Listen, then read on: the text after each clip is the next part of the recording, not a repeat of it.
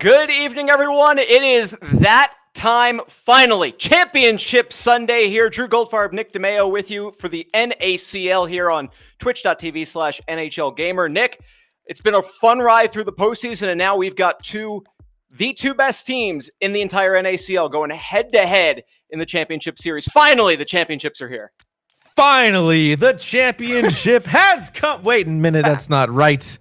But nevertheless, I'm excited to be here.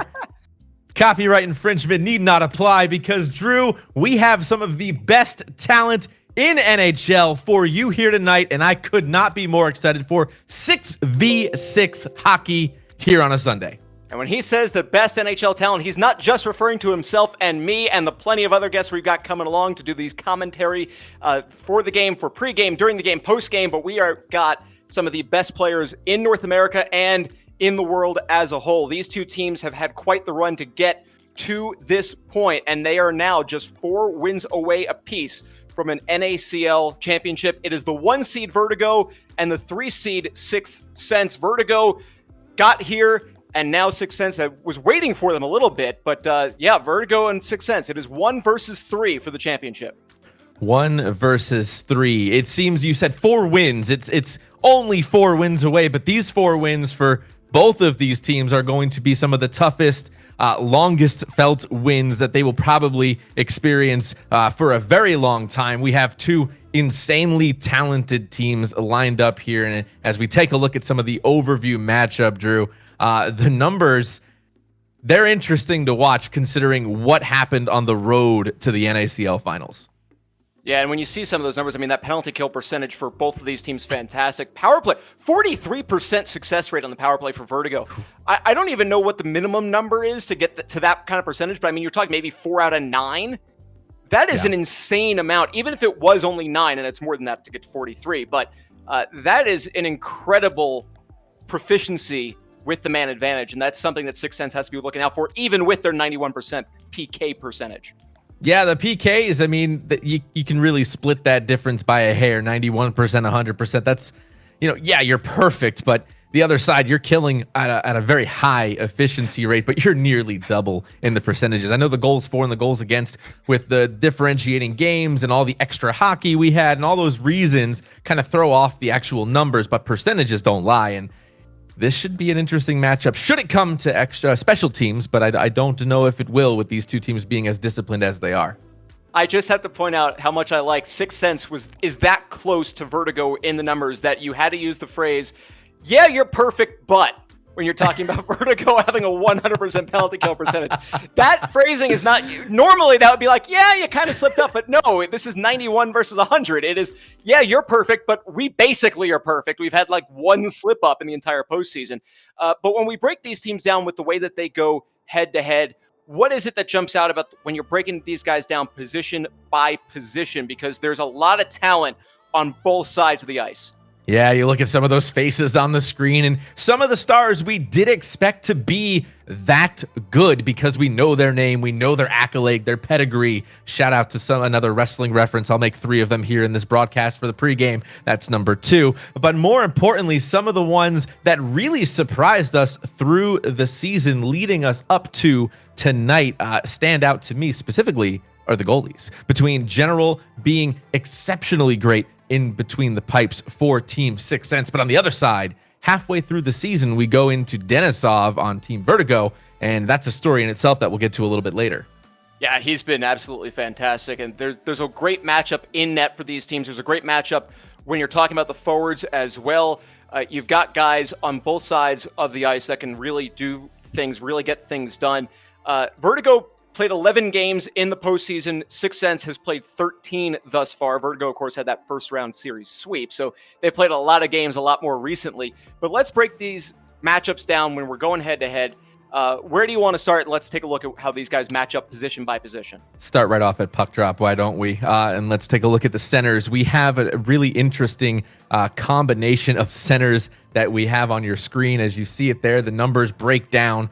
And what was really interesting is kind of seeing when we covered the Sixth Sense series of games between the two nights, what MP7 was able to do to really rally his team from a couple of situations that he was staring down the barrel of a loaded gun there. It looked like things could be over, and again, bam, they surprised you and brought themselves to victory. On the other side, though, Scary Joey, I mean, this is a player that knows how to play hockey, championship level hockey at that, and that shows that he's able to get rally around his team and provide the puck in a way that provides offensive chances for Vertigo. And this one's a toss-up. It just comes down to who's going to be able to win those face-offs. Yeah, when you're taking a look at the assist column, by the way, each center averaging exactly 1 assist per game, basically a goal every other game for these centers as well. So, yeah, the face-off circle is going to be really interesting to see how that goes down through this series. So with the centers done, let's take a look at the wings, because we've got a lot of goal potential on the wings from both sides here, on both sides. And in fact, when you're taking a look at the goal leaders on both of these teams for the postseason, they'll be lined up side to side, because that's the left wing for Vertigo and the right wing for Sixth Sense. Yeah, and this was something we talked about all the way through the NACL finals. The road to the finals led through the tale of 2 right wingers in almost every single series we covered. We're talking about specifically for Sixth Sense Fog, and on the other side, though, Jakku. And again, we'll get to those in a little bit. But looking at the wing pairs themselves, this is a pretty powerful set, dual set, two sets of 2 people that can really put goals in the back of the net. And we saw a lot from Bree and Fog. We saw a lot from PTP and Jakku in the regular season, and they're no less than exceptional and stellar, and they can really surprise you out of nowhere, seemingly. That's a pair of solid pairs on the winger matchup, side to side. And speaking of solid pairs, the defensive pairings for both of these teams, when you're looking at numbers and you're looking at something that you want this defenseman to be able to contribute, obviously keeping goals off the board and keeping those really high-quality scoring chances limited for the other team. But it's also that assist column, and you can go right across the board. All 4 of these defensemen are big time when it comes to helping out in the offensive zone. 100%. When we talk about Sixth Sense, we talk specifically about Vaporized liking to, quote, drive the boat, as he says, the captain of the ship when breaking out of the zone. Something that they have a lot of success doing, but that success will start or end depending on how he can break out the puck and build around him from dupes and then moving up for the forwards. On the other side, though, Delisle, Guan, these are names, and look at those mugs on screen. These people that can play exceptional hockey. And anecdotally, Guan and I go way back and can really tell you from experience how amazing it was playing on his right side and the way he moves the puck as well. So these guys are really, really good. And it's going to be hard for both teams to really score. And of course, in between the pipes, we've got a goaltending matchup, and it doesn't get much better than either of these netminders. Whether you're looking at regular season numbers or postseason numbers, these 2 may be the top goalies at this moment in the NACL. Yeah, the keys to the game will kind of talk a little bit more, so I don't want to go into too much detail right this second, but General leading his team to victory, seemingly coming up with astonishing saves that we wouldn't really expect. He was able to really keep the team in the game when they needed it most. Denisov able to put the team on his back when they called upon him halfway through the season, and that's pretty great as well. 1.4 GAA for him leads the league here in the postseason. And that's even rounding. It's even better than that. 1.36 barely rounds up mathematically. Very nearly a 1.3 when you're talking about rounding. But you just mentioned the keys to the game. So let's get into those right now. We're going to go team by team breaking down the keys to the game. So we're going to start with the team that is the lower seed. So the underdogs for the series. That would be the 3 seed Sixth Sense. What is their key to success? How did they come away with a series win? Sixth Sense, the key to the game. We talk about the OT redemption. What happened at the beginning of the regular season, a losing record in OT, 0-4 in the OT in the playoffs, and able to have that grit, that drive, that determination to win the Game 7 overtime thriller. And that I hope they can build upon to give them more success here in this final series. Yeah, I mean, that's an incredible way. If you can get through that 60 minutes and know that if you can get to 61, you're going to be kind of locked in like that. That's a really solid thing to be able to do. And then we were talking about the wing pairing. We went over it a little bit, but these 2 guys, John Bree and Fog, just the way that they work together and the pressure that they put on the opposition is absolutely incredible. And yeah, their success may be key to the success of this team this round. Definitely, when we talk about Sixth Sense and what they're able to do with the puck, and more importantly, what they're able to do off the puck and get open and find space, they were creating so much disruption during the last series, the semifinals that they played against BBB, that I had to put them here in the keys to success. If they can get active early, if they can get going, they can really change the way their opponents, in this case Vertigo, are going to have to play them here on the wings. They can find new ways, innovative ways to score and find space. It's going to be interesting. And then you're talking about General. That would be the goaltending for Sixth Sense. He's facing a really big offensive challenge in Vertigo. So for him, with that regular season save percentage of about 84, goals against average of about 1 2/3 goals per game, and he's basically held it up despite playing some really good opposition so far in the postseason. He was fantastic in that series against BBB. My Call of Duty people are going to love this reference, and I want to shout out Sin for it. General Shepard, exactly what we talk about, leading the charge for his team. And the numbers were not necessarily astonishing during the regular season or the playoffs, but it's about that old cliche, making the saves that you don't expect to make. General was able to do that, and he blew us away in a lot of series and a lot of games that we covered through the regular season and then through the playoffs. On the other side, you've got the top seed in this postseason. They cruised through the first round against Him Potential. They managed to top Entourage in round number 2. What does Vertigo have to do to take home a championship after being the best team in the regular season? He's Guan Fire! I had to make the reference, but Guan himself, we talked about it in the kickoff right at the top of the show. Guan's going to be a key to success for Vertigo. He's hungry for it. He's motivated and determined, and we'll talk to him in a little bit. But he's chomping at the bit to get out there and kind of bring some rings to some of his teammates. Boom shakalaka, just to further that old reference that you were making there. On the second one, Denisov, we talked about General for Sixth Sense side. For Vertigo, Denisov has been such a difference maker in net.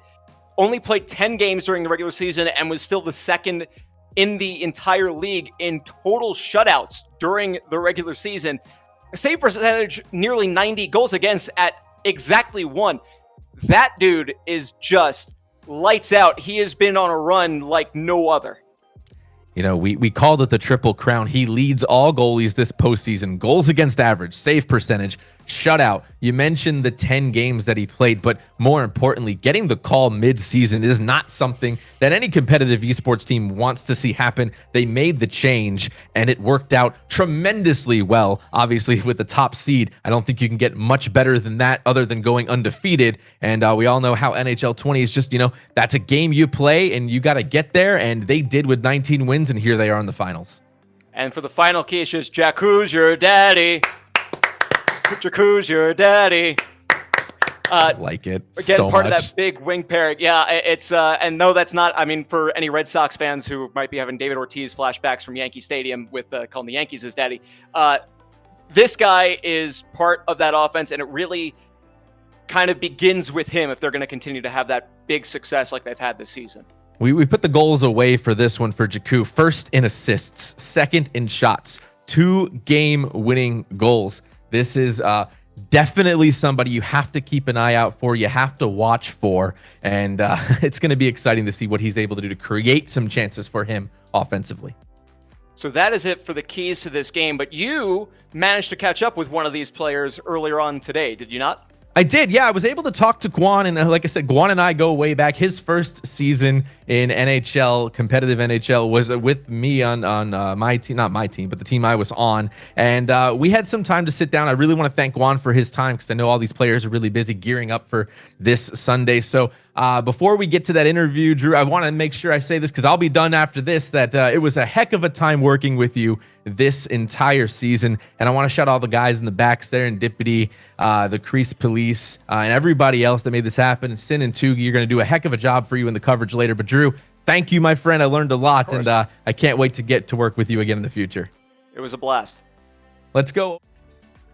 Nick DeMeo, a.k.a. F5 Penguin here, and I'm alongside none other than the Guanosaurus himself. Guan, thanks for taking some time to be here today. Hey, I'm glad to be here. I'm excited to play these finals, and let's get it going. Let's get it going indeed. So before we get into the finals, we want to talk about what you've done so far to get you here? You've gotten a lot of great wins. Some wins kind of come out of nowhere. What's been really working well, not only for you, but for the team so far for your success? I'd say our defense has been pretty good for the most part. We transitioned from defense to offense and create some good chances that way.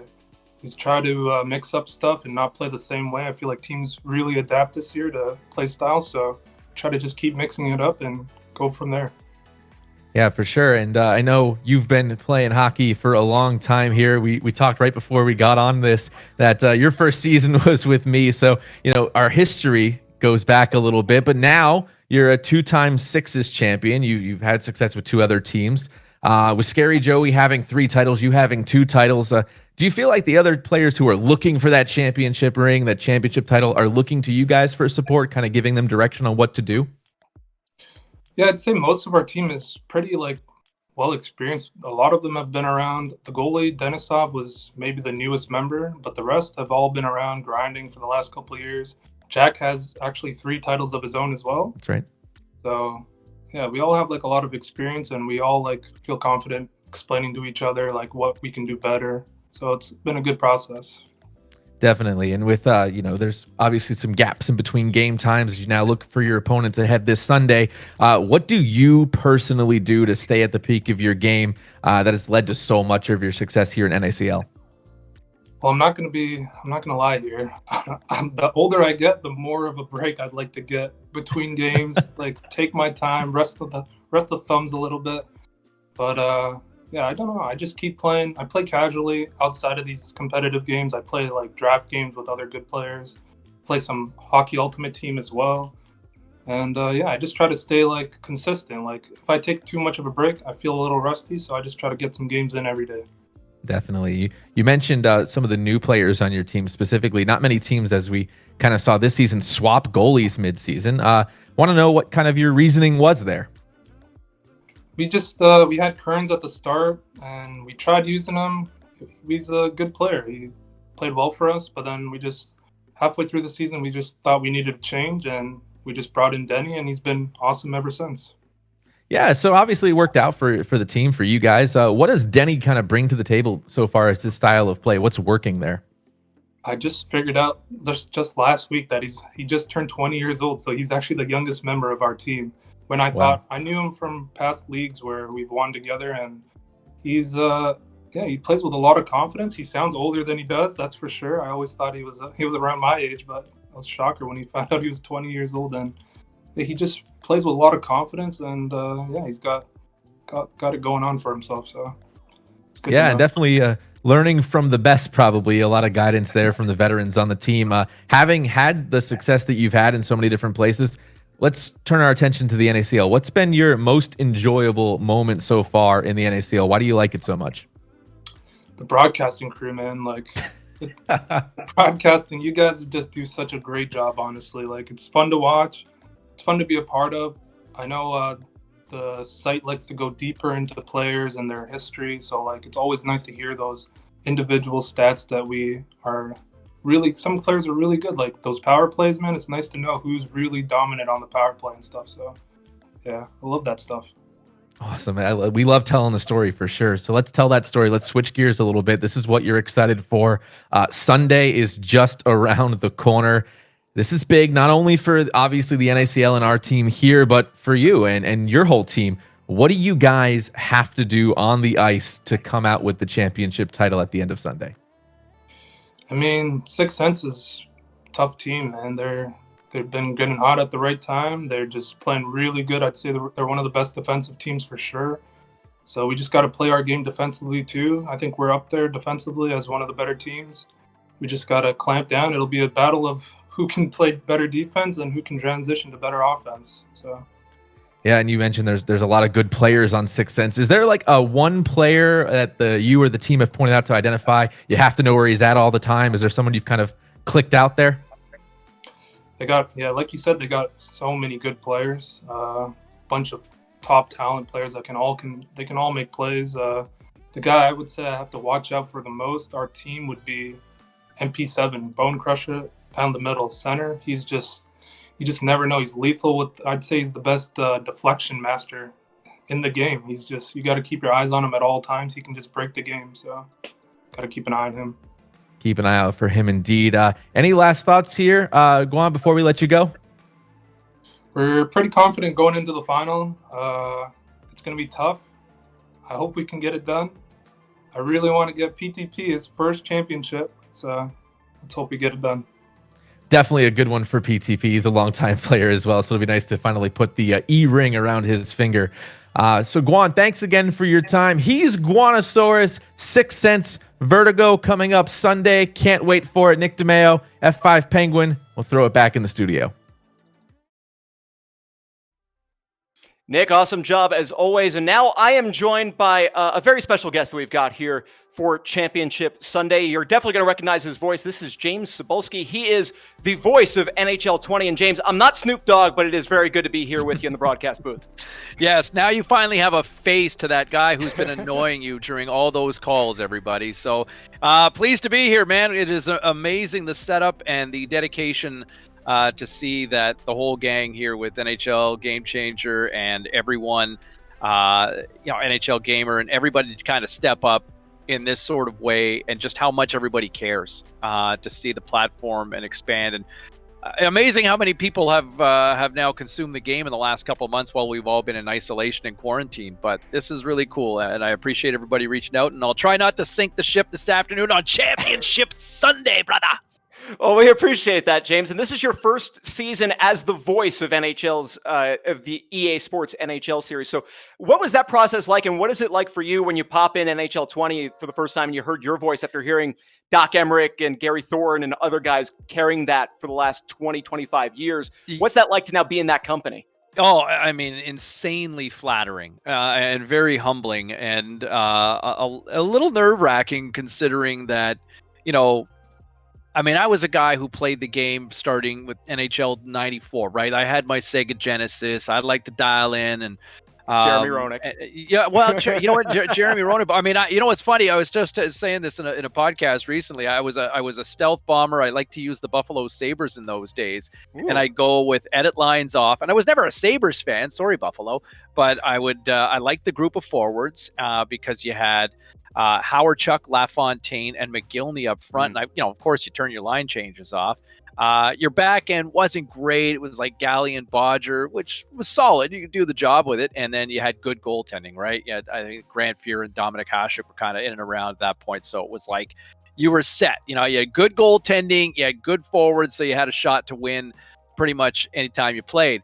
But to be able to get in there, you go in and out of the franchise over the years as a kid, right? When you have money, you can afford to buy it. And, whether it was Jim Hewson and Gary Thorne and Doc Emmerich, like three of the most iconic voices of the last 50 years in the National Hockey League. And then, who the hell's Cybulski? But, I'll tell you what, it was a dream come true. The process with Electronic Arts to hear a couple of years ago that they were looking for a new broadcast team. And, I got an audition. I had a chance to go in, and it was after I host a radio show here in Vancouver.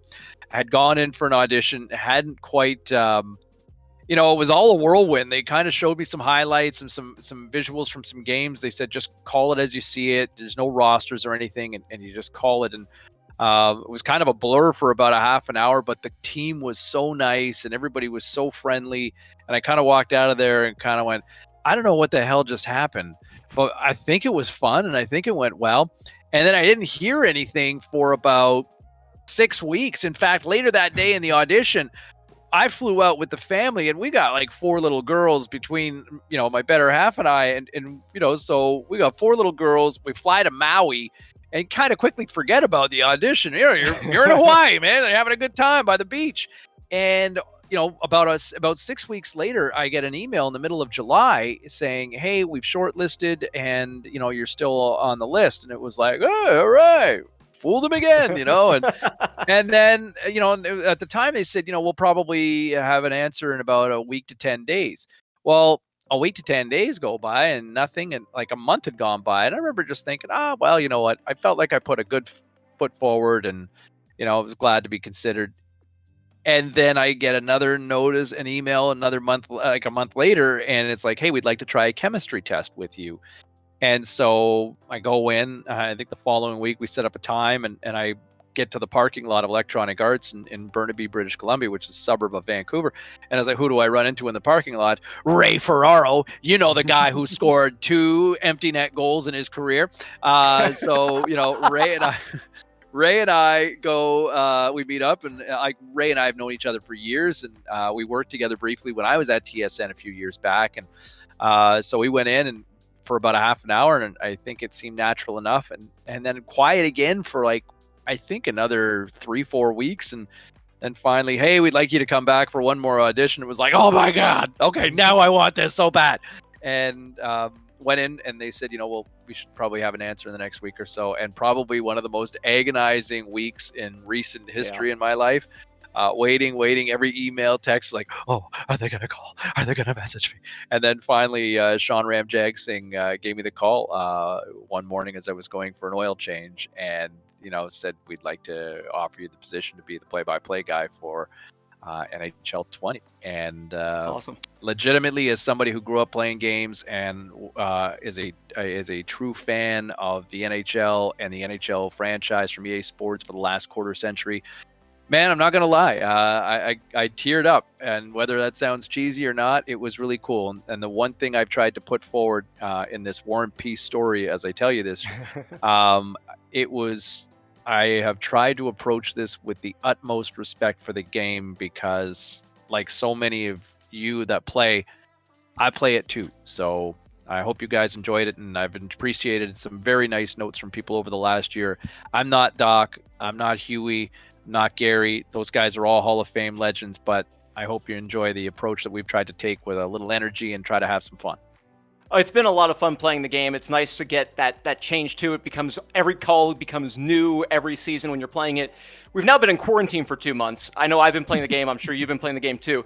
And so you do run into the situation where you hear the same call against you once or twice. Is there any call that when you hear yourself give it, or anything that you found yourself yelling at yourself in the game because you just gave up a late goal? I know you mentioned the Ray Ferraro, 2 career empty net goals. Is there any call that you hear and you immediately go, man, that guy just like, okay, I get it already. I'm moving on. I'm trying to play. Yeah, it's like, I said that? Oh, man, really? Oh, I want to punch myself. What's funny? I find because I'm not great. I can play, but I'm not, there are people that are next level talent, like we're going to see in a few minutes here. And I got absolutely hammered we played Steve Dangle, Dangle's Navy a few nights ago on a streaming 6v6 challenge with a bunch of guys and producers and designers and artists from EA that work on the game. And we got humbled. Like, there was one game, it was, I think it was like 13-2. And when I'm playing games, all of a sudden starting to fall behind, and you're hearing, oh, well, one team just didn't show up tonight here, Ray. And it's like, I'm trying, like, Cybulski, you kind of sound like a jerk right now. And so that's where I kind of think to myself, like, okay, you know what? Maybe we should soften the blow here every once in a while. But, it's a 4-1 game. I'm making it sound like it's 8-1. So those are the ones that come up from time to time that I'm like, why'd you have to go there? Like, you kind of took a cheap shot at me, right? And so I will say this, though. Like, I think a lot of people that work in media, that work in broadcasting, and I don't know how you find this for yourself, but I find if I see myself on television, and, I was on television for years and years here in Canada, and I generally cringe at almost everything I do. It's like, oh, your tie is crooked, your hair is messy, oh, there's something in your teeth, whatever. You just, always nitpicking, right? Radio, same thing. I listen to myself and I'm always, yeah, Joe, that could have been better. Watch it the first time I put the disc in and started playing, man, like, I beat myself up over year after year after year over stuff I see. But this, man, the team behind there, I'm really proud of this. And I know it may not, my style or my call may not be for everybody, but I try to approach it the way I tried to approach the voice sessions to build into the game. I try to appreciate it to say it's the biggest game right now in your world, right? Because if you're playing the game right, if you're playing NHL 20 in that particular moment, well, you're not exactly looking after the kids, right? I mean, you might be responsible for them, but it's not like you're not changing it. You're not exactly. You're not changing a diaper, right? So I try to, I mean, clearly nothing is more important than that game in that moment. So I think that's how we tried to approach it. And, I think Ray is so good on the broadcast as well. And he just brings the next layer, and the way he can improvise on the fly, that makes him one of the best in the business. And it's been fun to get back in the broadcast booth. I called play-by-play, used to do junior hockey games for the Ottawa 67s, and then kind of got away from it, just working as a reporter and at TSN and as an anchor at Sportsnet and as a reporter at the Scores. So there just wasn't a lot of play-by-play opportunities. I mean, they're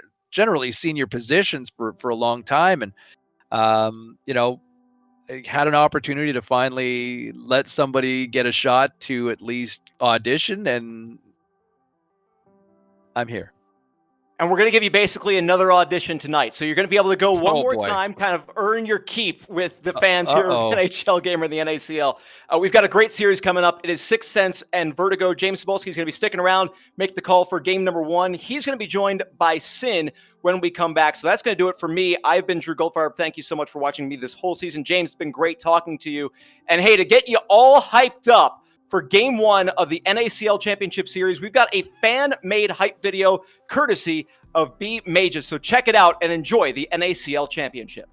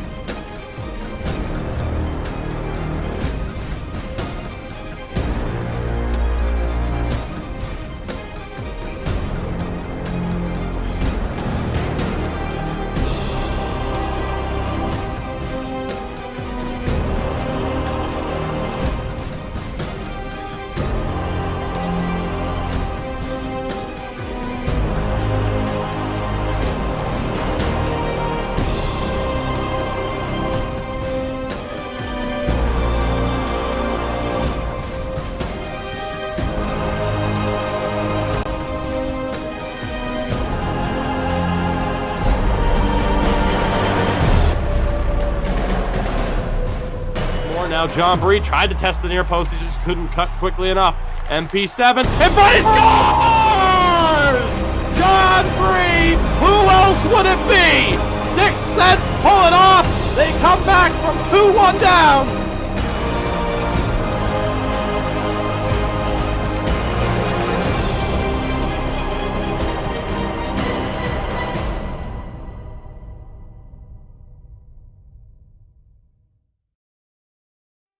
All right, what's happening, everybody? James Cybulski along with Sin for the win. Paulie, man, you look like you're ready to go play. Look at that playoff flow you got right there, man. Take a bow. My pandemic looks got nothing on yours.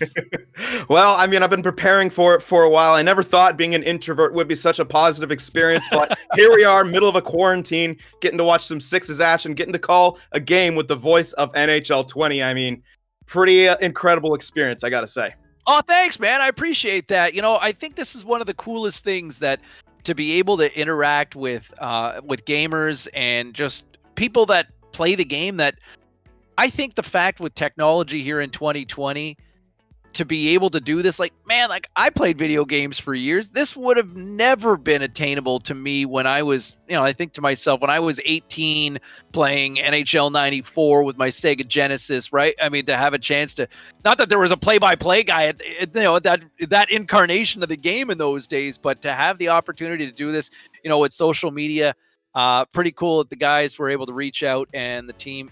And just, man, the technology, how this is legitimately a global brand to be able to call this tonight. You got, some of the crew set up in Sweden and Finland. And now, Paul, Sin, where are you at?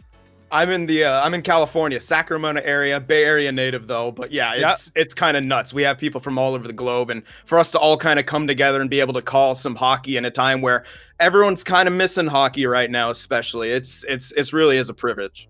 Yeah, it's remarkable.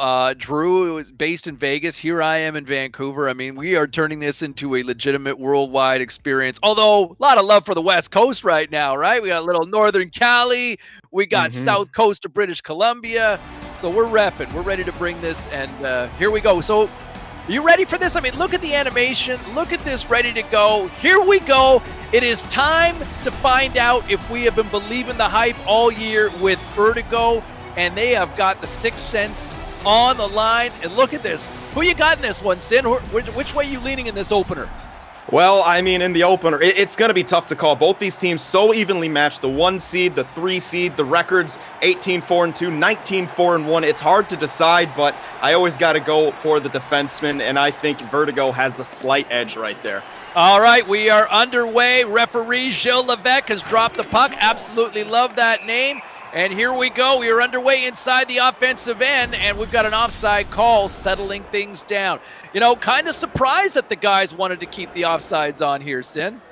Well, yeah, we have it standard pretty. I mean, it's good to slow the game down at times. Definitely don't want things going too fast for some of these guys, but here we go. Here's a chance. That goes wide of the net. Wraparound attempt. There's another shot blocked in traffic there. Some early momentum. Vertigo on the heels. Look at this. They pick the puck back up. Great defensive effort in the slot, and that goes off a skate into the corner here. All sorts of pressure by the Sixth Sense. Vertigo trying to escape the zone. They'll slow it down through the neutral zone into the offensive end. He's rubbed out, and the Sixth Sense comes right back up with it. Oh, there's a little social distancing he creates on the play there. Into the corner, sends it out in front. Oh, what a stop by General, who comes up with a big-time save. The Sixth Sense trying to answer back here through the neutral zone. That's blocked at the blue line. Here comes Vertigo once again along the boards from the back end. That goes off a skate. Into the corner, centered out in front. A scrum for it. There's a loose shot, rebound, and another stop. Oh my, General getting tested early here on this one, Sin. Wow, I mean, both these teams trading blows here early on. If we thought there would be a feeling out period or a bit of a lull, we were absolutely wrong, as an icing here is giving us a chance to breathe a little bit. But you said it, General coming up huge for Sixth Sense after their own early flurry. Vertigo kind of taking their breath, getting their game in check, and being able to enter the zone, sustain some pressure. But General bailing his team out, as he's done so much throughout these playoffs so far. Offensive zone win here by the Sixth Sense. A shot through the traffic, and it goes just wide of the net. Oh, great chance right there. We've seen some great action here through the midway mark of this opening frame. Game 1 of this championship series. The Sixth Sense against Vertigo. James Cybulski bringing you the action alongside Sin for the win. So glad you're taking part during this quarantine period from the blue line. And that escapes the zone. Sixth Sense will get a chance to regroup here. Vertigo. Yeah, Go ahead, Sin. No, getting a chance to regroup is all they need right now, but they need to get a chance out. Oh my goodness, a shot just wide right there. They need to sustain some pressure, but Vertigo all over them right now. Sixth Sense now will try to take it through center ice. Cross the blue line. Along the right side, behind the net. That's taken by Vertigo. Loose puck along the wall, picked up by the Sixth Sense, trying to dangle out in front, and that's knocked away. Here comes Vertigo. Into the offensive end. Centering all alone. Oh, what a chance. And another big-time stop by General once again. They'll go the other way. Fog up with it now. Over to Johnny Bree. That goes along into the corner. Picked up the other way. MP7 loses it. Back to Vape. Here comes Vape. Has he been vaping all day? Is he ready to go on this one? Dupes now has it. That goes off the wall. Centering pass. That's intercepted. And Vertigo's on the attack once again. Into the center ice area. Here comes Sixth Sense now. The transition game. Inside. Vaporized. Lost it. MP7 loses it now. Here comes Vertigo along the wall. Behind the net. Back up top. There's a shot. That's blocked.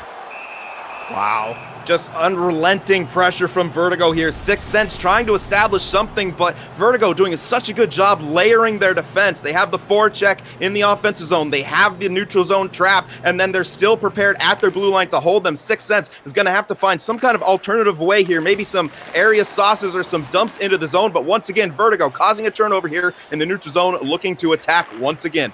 All right, through the center ice area. Here comes Vertigo once again. Errant pass goes into the corner. Yeah, and that's the one danger.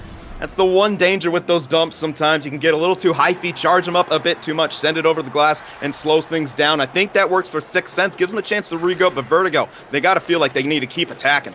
Well, the ice certainly seems tilted when it comes to the offensive chances. Shot 7-1 in favor of Vertigo. Here's a chance in the offensive end. Centering pass, nobody home. Sixth Sense trying to create something. They get rubbed out, and here comes Vertigo. They've got numbers inside the offensive end. Pass over.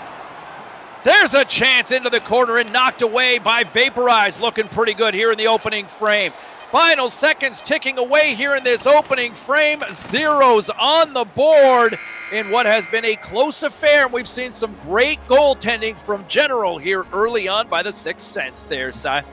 Yeah, definitely. I mean, General had to come up big a couple of these times. I mean, it helps to have, get some action early. And on the flip side, Denisov only called upon to make that one save there. But Sixth Sense, I mean, they started getting some pressure there at the end. The problem was they couldn't find a shooting lane. Maybe they're being a bit too choosy and selective in their offensive zone time. They may want to just start firing some pucks on net, crashing the net for rebounds. That might be a way to get ahead early, because that's, as it stands, even though they were kind of bested there in that first period by Vertigo, the most important two numbers are there on the scoreboard, and it's still 0-0. They're far from out of it, and just a bounce is all they need to go up top here.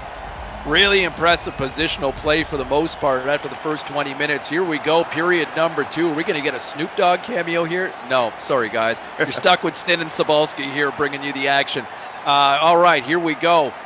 Sixth Sense now in the transition game. They bring it in the offensive end. There's a chance, and it's swatted away by Vertigo. They'll go the opposite way now. Here we go, into the offensive end. And he's bumped off the puck. Another chance, picked up by MP7. Here they go. They got a potential 2-on-1, and that's knocked away. Good defensive effort there on the back check. Yeah, excellent job by Delisle there, using that defensive skill stick to neutralize a possible 2-on-1 situation. That's what I love from Vertigo. They're really able, even when kind of short-handed there, to help out their goaltender, prevent him from having to face those tough looks. Into the corner. Here's a chance going to the net. Couldn't come up with it. Johnny Bree now with the puck. He gets rocked. MP7 with it, trying to dangle with it. And he lost it. Here comes Vertigo trying to escape their own end. Delisle with it. Some nice puck effort. Lost it.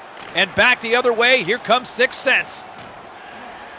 Fogg will leave it for Vape. Back to the other point. Here's Dupes with a chance. Hanging on to it. Nobody home on the other end. They maintain possession in the offensive end. Back into the corner. John Bree.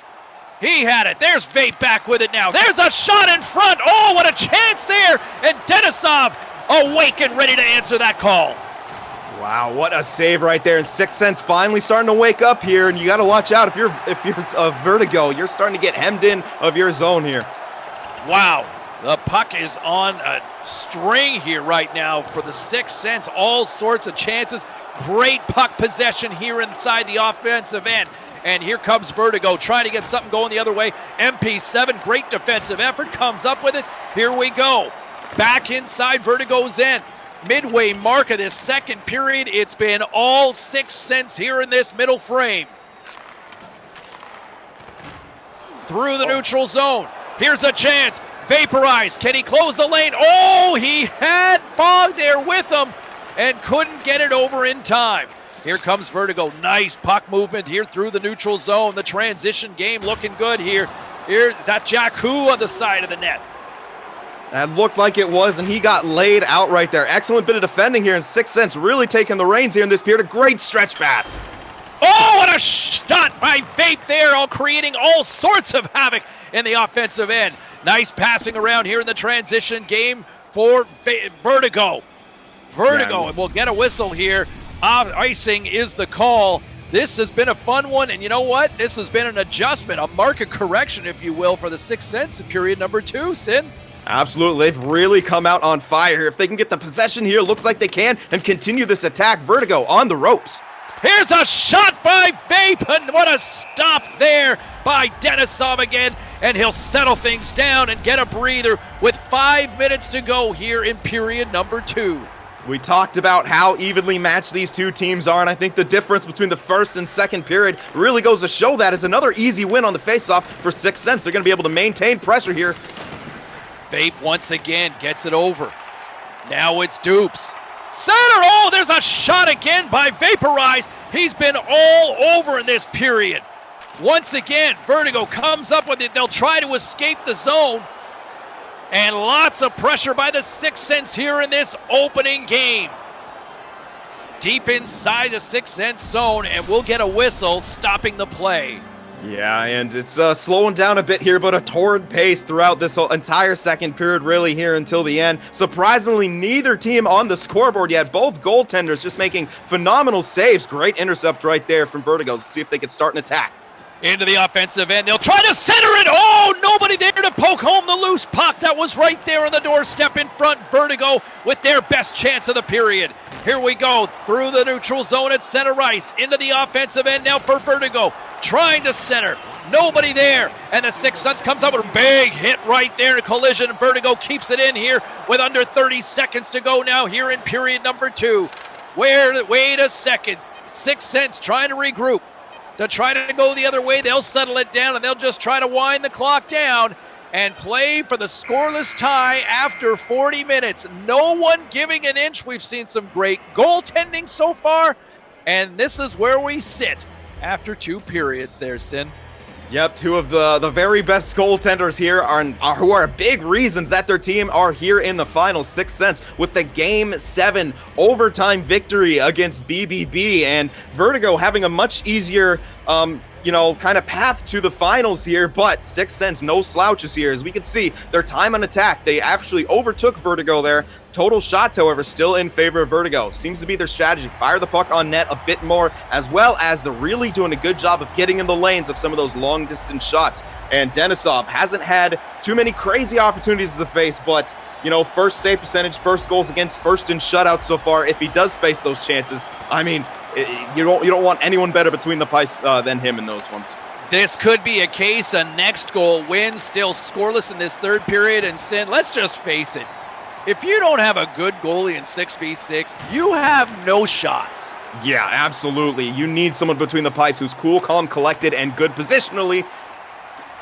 And here we go again. Another nice stop there by Denisov. This has been, I'll tell you what, after weathering the storm in the first 20 minutes, we have seen a much different Sixth Sense here in periods number 2, and now here to start period number 3. Oh, big time collision. Not in my house. Big hit there, and here comes the Sixth Sense on the attack again. Vertigo. Nice puck movement here through center ice. Wonderful transition game. Centering out in front. MP7. Great defensive stick work there to break that up. Here we go. Dupes will send it inside. The offensive end. They'll go after it. Vertigo hangs onto the puck, and they'll try to get it out of the zone. From the back end. It's DeLille. A little taking their time with it here, looking for those precision plays. They're not much of a dump and chase team here as they get a little bit of space and enter the zone. There's a chance, but that is quickly nullified there. MP7 once again. Yeah, and he's been phenomenal here in this period on the back check and in his own zone, really neutralizing any threat that Vertigo has. But a good forecheck there, creating some tension. But again, just everyone in on the action for Sixth Sense, preventing Vertigo from sustaining any sort of offensive pressure. Oh, here's a chance on the backhand, centering out in front. Oh, Denisov there to deny him in front. Some great chances here in the last 2 periods for the Sixth Sense. Dangling out into the danger zone area. Nothing happening there. Back through center ice. Here comes Dupes on the attack, centering out in front. There's John Bree. Another chance denied by Denisov. Keeping it a scoreless game now at the midway mark of period number 3. 0-0 in this opener between the Sixth Sense and Vertigo. The championship on the line, and both teams bringing it here tonight. James Cybulski, Sin for the win, bringing you all the action. Yeah, and here comes Sixth Sense again through the neutral zone. We're kind of seeing the neutral zone trap battle appear a bit more here than we did in the first two. The team's kind of settled in a bit more, and each team looking for those precision attacks. Great entry right there, but a good recovery by Scary Joey to intercept that and bring it back for his team. Here comes Sixth Sense once again. Oh, nice, moving around. Steps inside the offensive end, quickly rubbed off the puck, and here comes Vertigo. They've got some numbers with them. Here's a chance, centering out in front. Oh, nice play, broken up there as MP7 is having himself a period defensively. Absolutely. 6 Sense now. It's Vape leaving it. Oh, there's a hit. Fog is probably feeling a little foggy after that one. He gets bumped off the puck once again. And here comes Vertigo on the attack into the offensive end. No spin. Oh, what a chance. What a stop by General. And the rebound went just wide of the net. 6 Sense now in transition. MP7 picks it up, looking for an open man. Up to Fog. Fog into the offensive end. Hangs on to it. Dumps it off for John Bree. Bree back to Fog. Back to John Bree. There's a shot. Denisov may got that one. Not much on it. Might have been blocked before it got to the net. And back with it is Vaporize. With under 2 minutes to go. Overtime potentially looming in this game 1 of this championship series. Here we go. Vertigo now with a minute to go in regulation time. And as we enter the last minute, it goes into real time, so a little bit more time and out there for everyone to play with. And this is the time where you do not want to take a penalty. If you take a penalty, it is essentially an extended power play for the other team. Everyone's got to stay disciplined, watch their sticks, and not take too many strides when they're laying the body on their opponent. 50 seconds to go here in this third period. Sent down deep inside behind the net for Vertigo. They'll start deep inside their own end, slowly bringing it through the neutral zone into the offensive end. Leaves it and sets it over to P2P. He couldn't hang on to it, and back comes the 6 Sense, slowing it down with 30 seconds to go. Oh, he gets rubbed off the puck. Here comes Vertigo. They got it poked away. A team that was expected to be here, and here they are. Can they deliver the championship? 6 Sense saying, well, you got to go through us. He scores! He scores! 17 seconds to go! There's the go-ahead goal! P2P puts it home for a 1-0 lead. We heard it in the interview. PTP, the youngest member of Vertigo, and Guan said, I want to help win this guy a title, and they're getting off to a good start here. Only 14 seconds remain for 6 Sense to tie this game up. What an experience it must be for him playing at such a high level and to get the potential game winner here in game 1. 13 seconds to go. All sorts of pressure now for 6 Sense to try to answer back. It's dumped down in, and with 5 seconds to go, that just might do it. Game 1 went down to the wire. What a thriller. And Vertigo, woo, exhale, avoid a scare, and come away with a big win. A massive goal with 17 seconds to go. P2P gets it done. Sin for the win. Man, oh man, that was fun. An absolute nail-biter down to the wire. A goaltender's duel until finally one just had to give a bit. It's so tough when that play moves behind the net for a goaltender with such the precision movement, having to be such a factor here. The butterfly slides and just the agility on display from PTP in the back there. I mean, it's tough as a goaltender. You're going to have to rely on your defense to try to close off the gaps. And quite simply, there's too many bodies from Vertigo there, and 6 Sense just couldn't handle it. It's a heartbreaker there, but it is a long series at the end of the day. But I mean, that gets us started on the right foot. And you've been here, James. I mean, what better way to start off a series than action such as that? Well, what can you say? What a treat. I mean, not really sure what to expect when it all began weeks ago when the gang first asked me to be a part of this. And it is so impressive, the detail, the layers, and the level of work and where it's coming from. I to shout out to the crew that's overseas in Europe right now in the middle of the night for them that are doing this. I mean, Paulie, it's nice and easy for us considering the fact that here we are on the West Coast. I mean, it's dinner time for me and the family, and we're gonna get the wings on the barbecue in this long weekend up here, May 2-4 here in Canada. So we'll do that. But man, I appreciate and thank you so much to everybody for allowing me to hang out with you guys on this Sunday evening. And man, really impressive, and it's a lot of fun to be able to connect with everybody. And you know what? Nice job, Sin.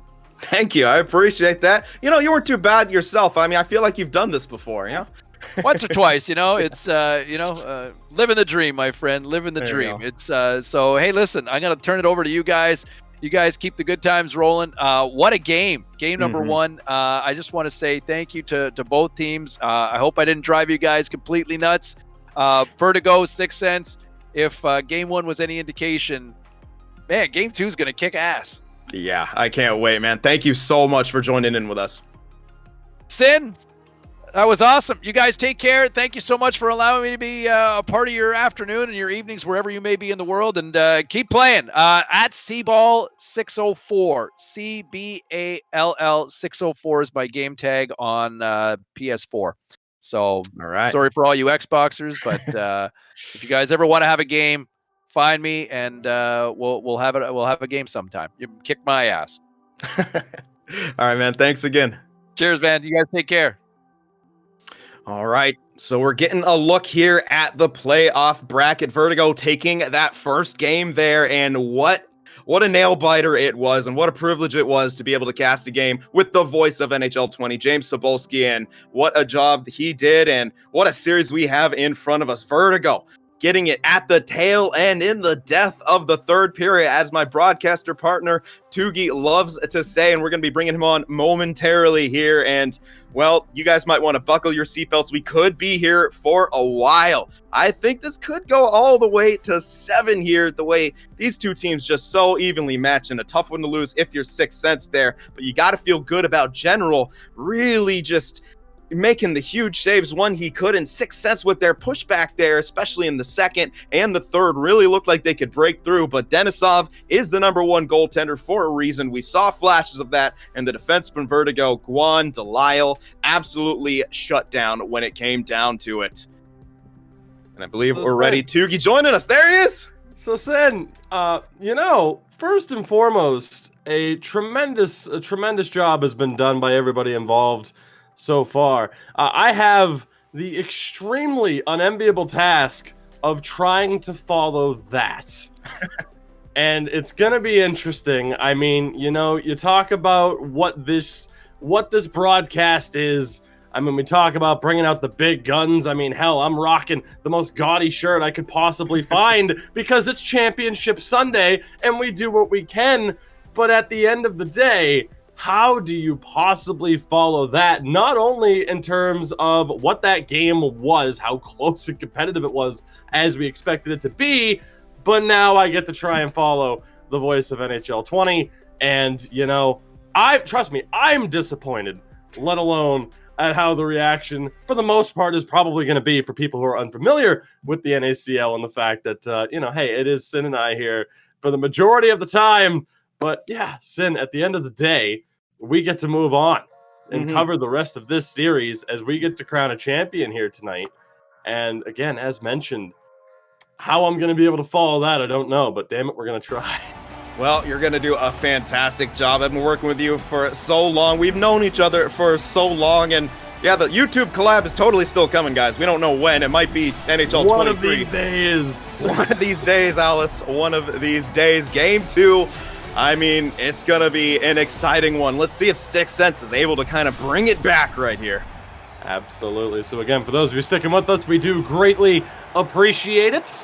Hopefully, again, we have just as competitive a game this time out. And it was kind of something that we expected to see. Wouldn't have been surprising to see every game go to overtime. Chance on the rush early on, a little bit of trouble for Vaporize. I feel obligated to call him Vape for the rest of this series after that first game, but we'll see what happens. I'm all for shortening names on occasion.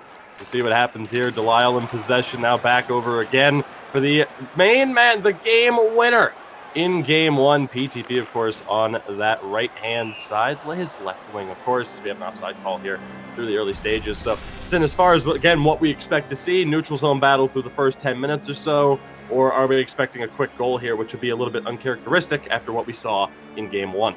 Yeah, we might see some quick action as we did. It was mostly Vertigo just taking it to 6 Cents here, but it looks like 6 Cents a bit more ready here in this one. Big stretch pass there from MP7, just didn't quite go through. Vertigo back in possession. First the home team in this one. See if they can find their way through. A bit of space for Scary Joey. Now PTP sauces it across. Dangerous opportunity there. Had it found its way to Jakku. He puts one on.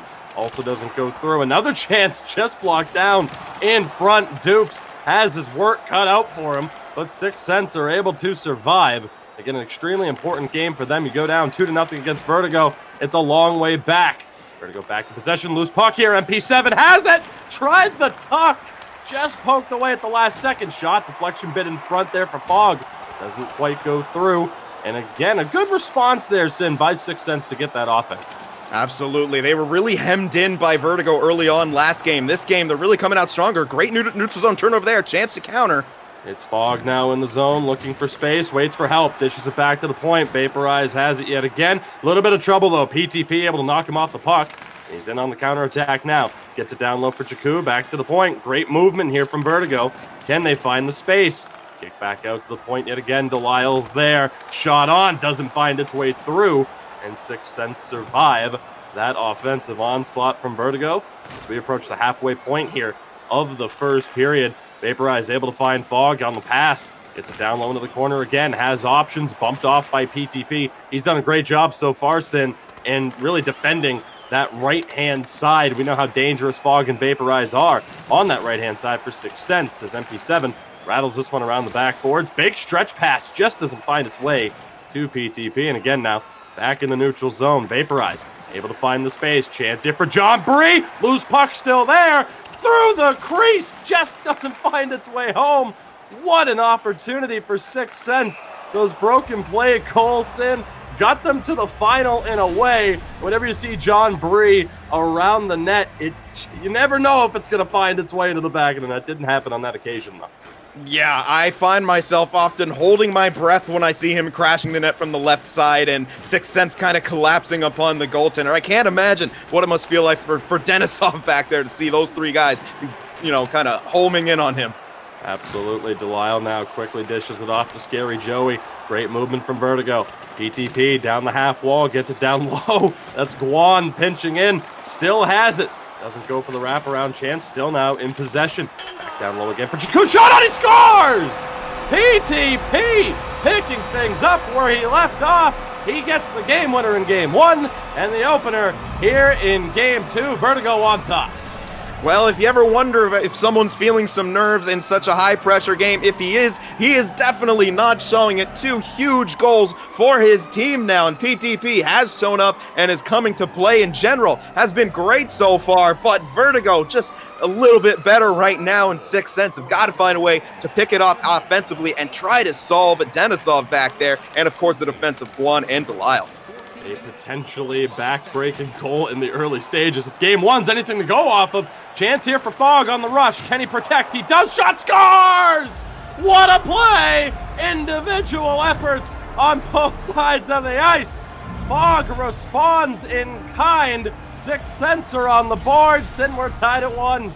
His 15th goal of the playoffs at over a goal per game, and you can see why. Just the incredible effort to drive the net there, protect the puck, the beautiful display of L-skating there. Guan Delisle, no pushovers, but Fog made them look like easy work on his way to tying that game up at 1. A tremendous display of puck protection there. Not often seen. Against, and as you mentioned, no pushovers on defense for Vertigo, the #1 team all season long. The defense, a big part of that. You mentioned it, whether or not they have the advantage on defense, but a spectacular play from Fog, and a chance here now, though, for Vertigo as it's kicked back out to the point, but it'll go all the way down as we approach the final minute of play here in the first period of game 2. Again, game 1 ending by the score of 1-0, a goal in the dying moments from PTP of Vertigo to give them the win. He opened up the scoring in this one, but again, the response from Fog of 6 Cents able to tie it. This one dumped in, and 5 seconds to go. No real attempt there from Vertigo to get in on that one. Sin, that brings us to the end of the first period here in game 2. PTP picking things up where he left off, but a tremendous response from Fog to equal this one up. Yep, and as the same as it was in the last game, tied after the first. Just this time, you may not have expected it to with the Vertigo getting that early marker there, but a great response from Sixth Sense, and you know that's what they need. They're gonna need a bit more offense. Getting shut out in that first game is tough, but Sin, you never know when it's gonna happen. If it had to happen, at least this period break. at least it was at the end of a period. And thank God James wasn't here.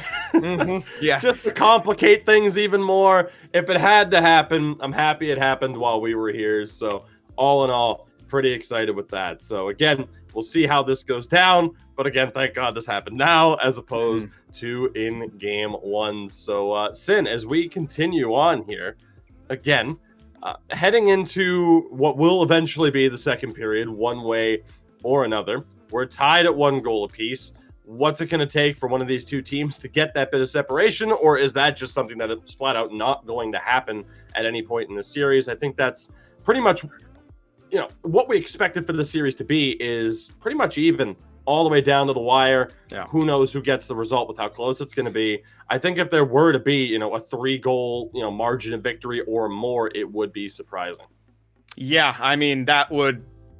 Yeah, surprising would put it lightly. I mean, these two teams so evenly matched, and they're not disappointing. I would be completely surprised if we saw even a 2-goal differential at times. I mean, I'm sure we will at some point, but 3-goal differential, I think, in this series is going to be almost unheard of. I mean, this is going to be such a tight series from the start to finish, and already a 1-0 game in game one here, tied at 1 after 1 so far. The script is sort of writing itself in a lot of ways, and these two teams head-to-head stack up so evenly, and well, the eye test is matching the paper. Absolutely. So again, for those of you that are perhaps just joining us, or for those of you who haven't really checked out the NACL for the majority of the time, how we're going to be handling this, the teams will pick up play. The first period will be the second period. It will be no different, though, on your score clock. We'll be able to have it accurately represent the fact that it's going to be the second period. But Sin, a big factor, I don't know if they're going to handle the runoff or not. We'll see how that plays out. But there could end up being that final, you know, the final period of play. And rather than having that slow minute, you might not have that advantage. So that could end up being a factor with them starting when they're starting. Because, again, there is no runoff due to the, you know, play or the disconnect happening at the end of a period of play. Yeah, and so, I mean, we'll see what happens there. They might even opt to play through the entire first period because in such a huge setup, I mean, that last minute real time, you know, might be, you know, very, very important here. I guess we're getting some we're notes here. I guess Guan had some packet loss. He's resetting. So that was kind of what caused the issue there. I mean, it's kind of, you know, kind of nice that it did end, you know. They're going to be playing 2 thirds from the beginning, I guess, by the looks of it. So, yeah, they're going to, negating the that real-time minute there. All right. So absolutely look for that to be a factor as we get to the third period of play. No slow final minute. Huge disadvantage if one of the two teams were to be trailing at that point. So again, for your scoreboard at the bottom, it'll be the same second period, tied at 1 goal apiece, able to factor all of that in. But again, due to this disconnect, due to the packet loss being suffered by Guan, with this restart necessary, you know, it could ultimately play a factor, and time will tell. So, Sin, another talking point here as we, again, you know, get ready for these two teams to get this restart underway. Another factor here has to be, at least in my opinion, really what we've seen throughout these two teams in the playoffs thus far. I mean, Fogg, you know, really picking up where he left off. He's leading this team in goals through the postseason now, scoring his 15th on the really on the campaign. Again, a spectacular number there for him, with him being over a point per game. So very, very intrigued to see if he can continue to pick things up where he's left off. Of course, MP7, we've seen some interesting notes for him as well at certain times, leading the way, particularly in the first round, where he was really dominant and instrumental in helping carry Sixth Sense to the second round. But from there, it really has been John Bree and Fogg who have taken over. And again, Fogg leading the way right now. What a phenomenal postseason campaign. You want to talk about an MVP candidate? I don't think you have to look any further than Fogg. Again, leading the way now, has 15 goals this postseason. Again, though, PTP on the other side. He has 2 goals already in this series. really leading the way for Vertigo. Sim, we talked about it, the matchups, in the pregame with Nick and Drew, it was discussed as well. You have the major names, the major game changers on ice that can single-handedly take over a series, and so far Fog and PTP are living up to their reputation. Absolutely, and I think a guy who needs to get a bit more credit in this conversation is MP7. I mean, we saw him all over the place in that first game, especially, defensively, and to have 21 points in 14 games played to go along with it, MVP center, he has been great, and unfortunately not able to get the result there in game one that they would have preferred, but a big reason that game remained scoreless for so long was because of his ability to back check and his play in the defensive zone, really kind of, keeping the Vertigo attack to the outside in so many cases. Absolutely. So again, as we get ready for this restart here, picking things up in the second period, we got a little bit of time to go here, unfortunately, or hopefully not. It could just be a matter of moments. Time will tell. But again, as we continue along here, game 2 of this best of 7. Both these teams in the money, but again, you double your money compared to second place to first place. Not to mention, of course, bragging rights on the line as well. It's going to be very intriguing to see who's able to walk away with this one as we continue onward here. Again, what a season it was. Again, Vertigo leading the way, 6 cents, getting up there into that big 3. And you could debate whether or not it was smaller than a big 3 or larger than a big 3, and we often end up talking about that in a league setting. We see it on the European side of things with the ECL. Friendly reminder, the ECL playoffs, the Elite Division playoffs, start tomorrow. Sin and I will be here, if I am not mistaken, for that particular broadcast as well. So hey, drop us a follow if you haven't already. But Sin, as you can tell, we're ready to go. It's time we pick things back up. What are we looking for here upon the restart?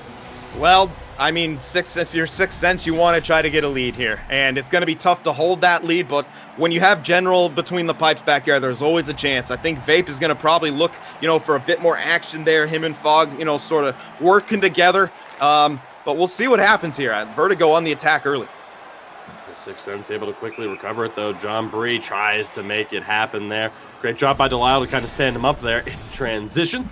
So another quick face-off here. Not really all that surprising.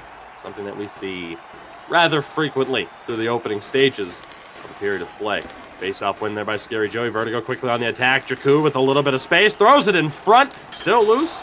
Shot on. Stopped. Another chance there for Jakku. Just couldn't find a way to get a piece of it. General is able to come up with the save.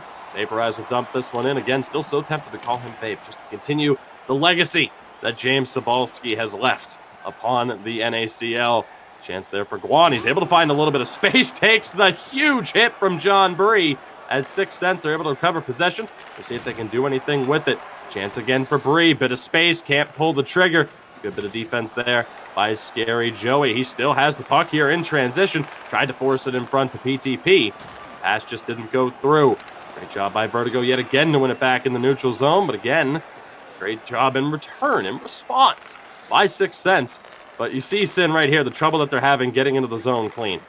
Yeah, and the blue line hold from Vertigo is exceptional right now. And even through the neutral zone, they're having trouble getting it. It looks like they might. Oh, man. Space here for MP7. Sauces it across. Shot does not go. They have gone all the way around the back for John Bree.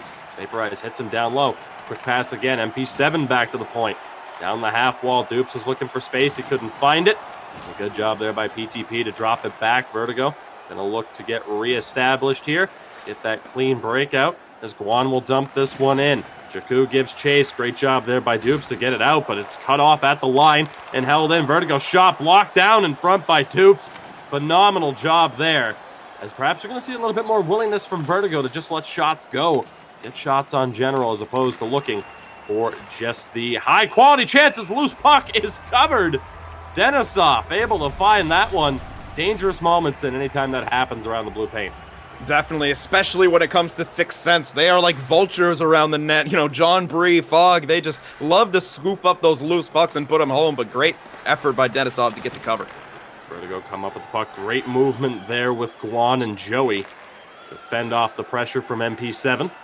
Again, Vertigo back in possession, trying to work their way through the neutral zone. They find space. PTP turns it over. So we are beyond the halfway point here of the second period again, after a disconnect restart here in Game 2. Back to the point. Vaporized, looking for space. Steps in. Shot on. Doesn't go. Second chance. Can't pull the trigger. Chance for MP7. Fishing in front. He couldn't find it again. Now it's Vaporized. The dupes. The one-timer deflects wide. Vaporized recovers yet again. Bit of space. Shot. Loose puck. Nearly found its way to John Burry and nearly snuck its way into the far side post. Just didn't go. We have 7 minutes to play now here in the second period. They gain the line, but not for long. Bit of space here for Jakku and PTP to work with. Looking one-timer, big save by General. Great job to get over there and cover the shot attempt. That was Scary Joey, who was covering for Guan yet again. And I think we're going to continue to see that. Of course, we've talked about it. Vaporized and his willingness to step up. Guan willing to do the same so far here in game 2 as Dupes gets it over the line. A little bit of trouble here, though, for John Bree. He recovers possession. Shot on. Save by Denisov.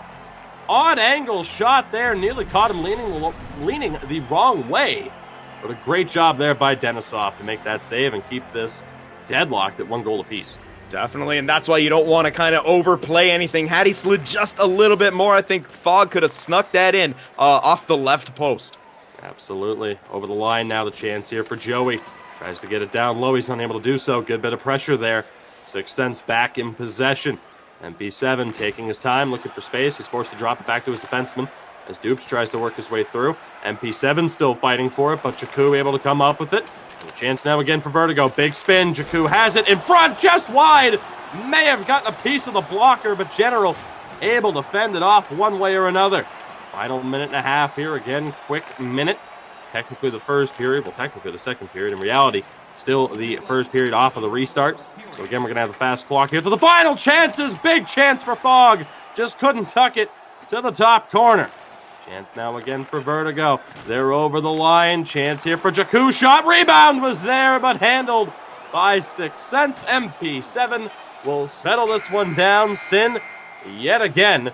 We go to the third period. This time tied. Again, 1 goal apiece. PTP and Fogg scoring before we were forced to reset due to connectivity issues.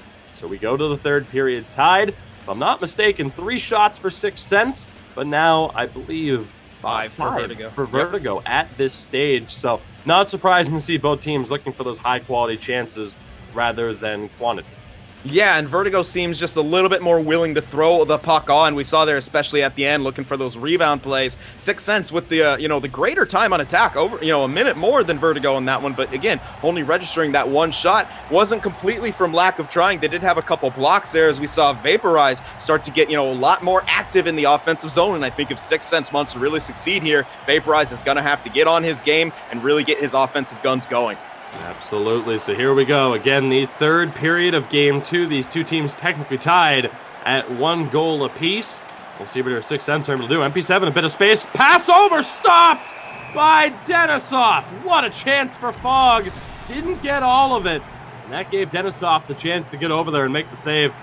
Yeah, it was a great defensive play. I couldn't, happened so quick. It might have been Guan back there on the left side, kind of preventing him from getting everything, laying the body. Great defense. MP7 off the face-off. They're not able to hold it in. Vaporize just couldn't maintain control there. Let's see what they're able to do here, though, in response. Still in possession. Sixth Sense dump it in. Dupes into the corner. Testing Delisle, but he's able to rise to the occasion on that one and make the play. Chance for Joey down low. PTP tried to pick the corner, but General is able to make the stop. Both goaltenders making some big stops here in the beginning stages of the third period. Absolutely, and PTP, man, shooter's gonna shoot, and he is doing that, firing it on net whenever he's got a chance. Another defensive zone draw win. Both centers, we haven't really talked about the face-off matchup all that much through this game, but both centers coming up with some clutch defensive zone draw wins. Vaporize tries to bomb one home from the point. Just not able to get that one on target. Chance for Dupes yet again. Sends it in front. John Bree has it. Can't get the shot on.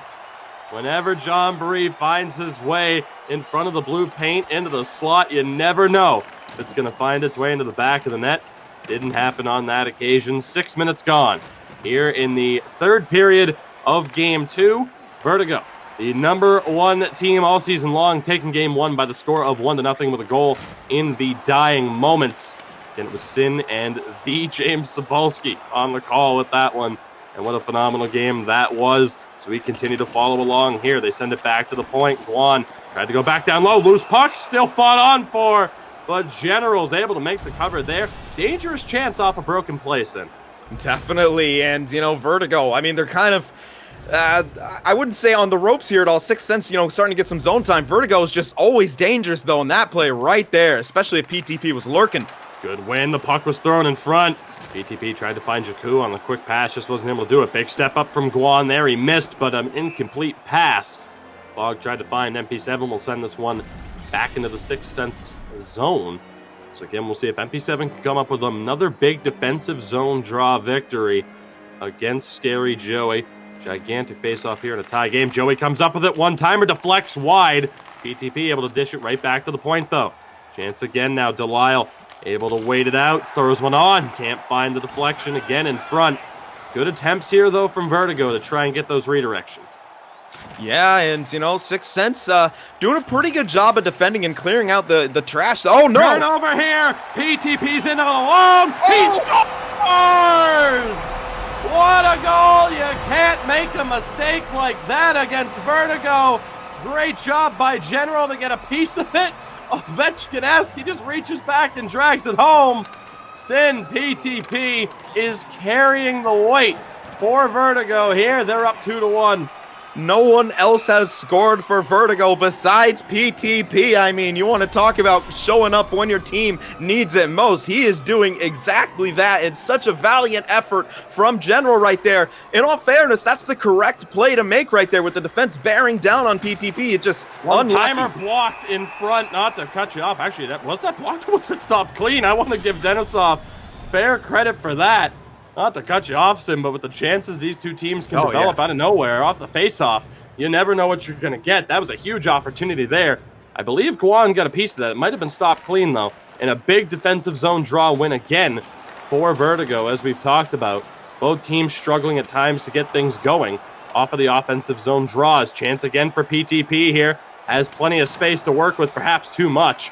Great job there, Sim. We've seen a disconnect, though, on the back end. Vaporize is out. So again, we'll get word here from the officials behind the scene as far as how this is going to be handled, but Vaporize has dropped. So unfortunately, connectivity issues really kind of plaguing this second game. James Cybulski lucked out there with the first game and not having to worry about this, which I'm not complaining. It worked out. Chance for John Bree now. We'll see what he's able to do in the corner. Dupes holds it, tries to work it back down low again. We approach 4 minutes left to play. Dupes, single-handed effort there. PTP nearly poked it into his own goal. These two teams are going to play it out. PTP trying to self-sauce around the AI. Chance stopped by General. What a play there.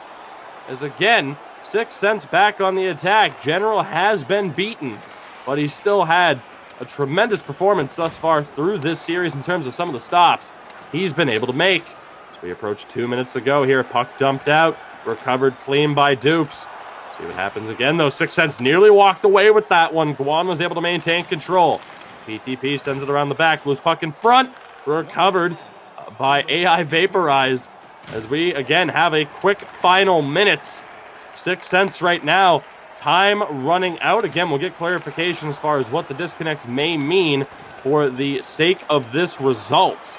As again, a loose puck fought for. 2 seconds to go. Chance for Fog. And he runs out of time as he dished it back to Dupes. Yeah, so, to remind, I mean, they decided to go with no long minute right there, and with that chance going in at the end, that's gotta kind of hurt. But yeah, it's very unfortunate here that we're seemingly plagued with some connectivity or server issues here after what's looking like such a great series as a Vertigo should be taking the 2-0 series lead right there. We're gonna get official ruling and stuff like that. I'm not too sure what we're gonna have happen, but seemingly they're able to get the 2-1 victory and the 2-0 series lead. So, but, oh man, I mean, these two teams are just head-to-head. The goaltenders have been great, the defense have been great, and General on that poke check, I mean, it just hurts. The puck just kind of sliding under him, and PTP with another big game-winning goal. 2 games, 2 game winners, not a bad start. All right, so again, the final word here, that game is official. A restart would have happened at the next whistle, which never happened. There was the opportunity, as you saw, for Sixth Sense on a few occasions to send it out if they would have liked to go for the whistle. They played it out. So as a result, the game is final. Vertigo take the win by the score, Sin, correct me if I'm wrong, of 2-1. Actually, it would have been 2-1 or 3-1 off the first goal. 2-1 final with the goals from PTP. So a 2-1 final victory there for Vertigo. They are now up 2-0. In terms of the goals, I mean, we can sit here and talk about the goals, but for the most part, outside of one goal from Fog, we'd only be talking about one man in particular, that being PTP. So again, a 2-0 series lead here for Vertigo. 2 wins away now from winning it all.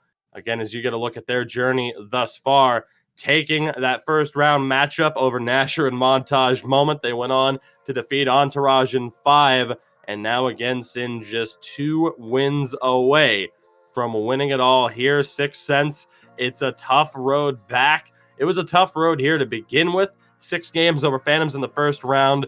That unbelievable series that went down to the wire against BBB to earn their way here.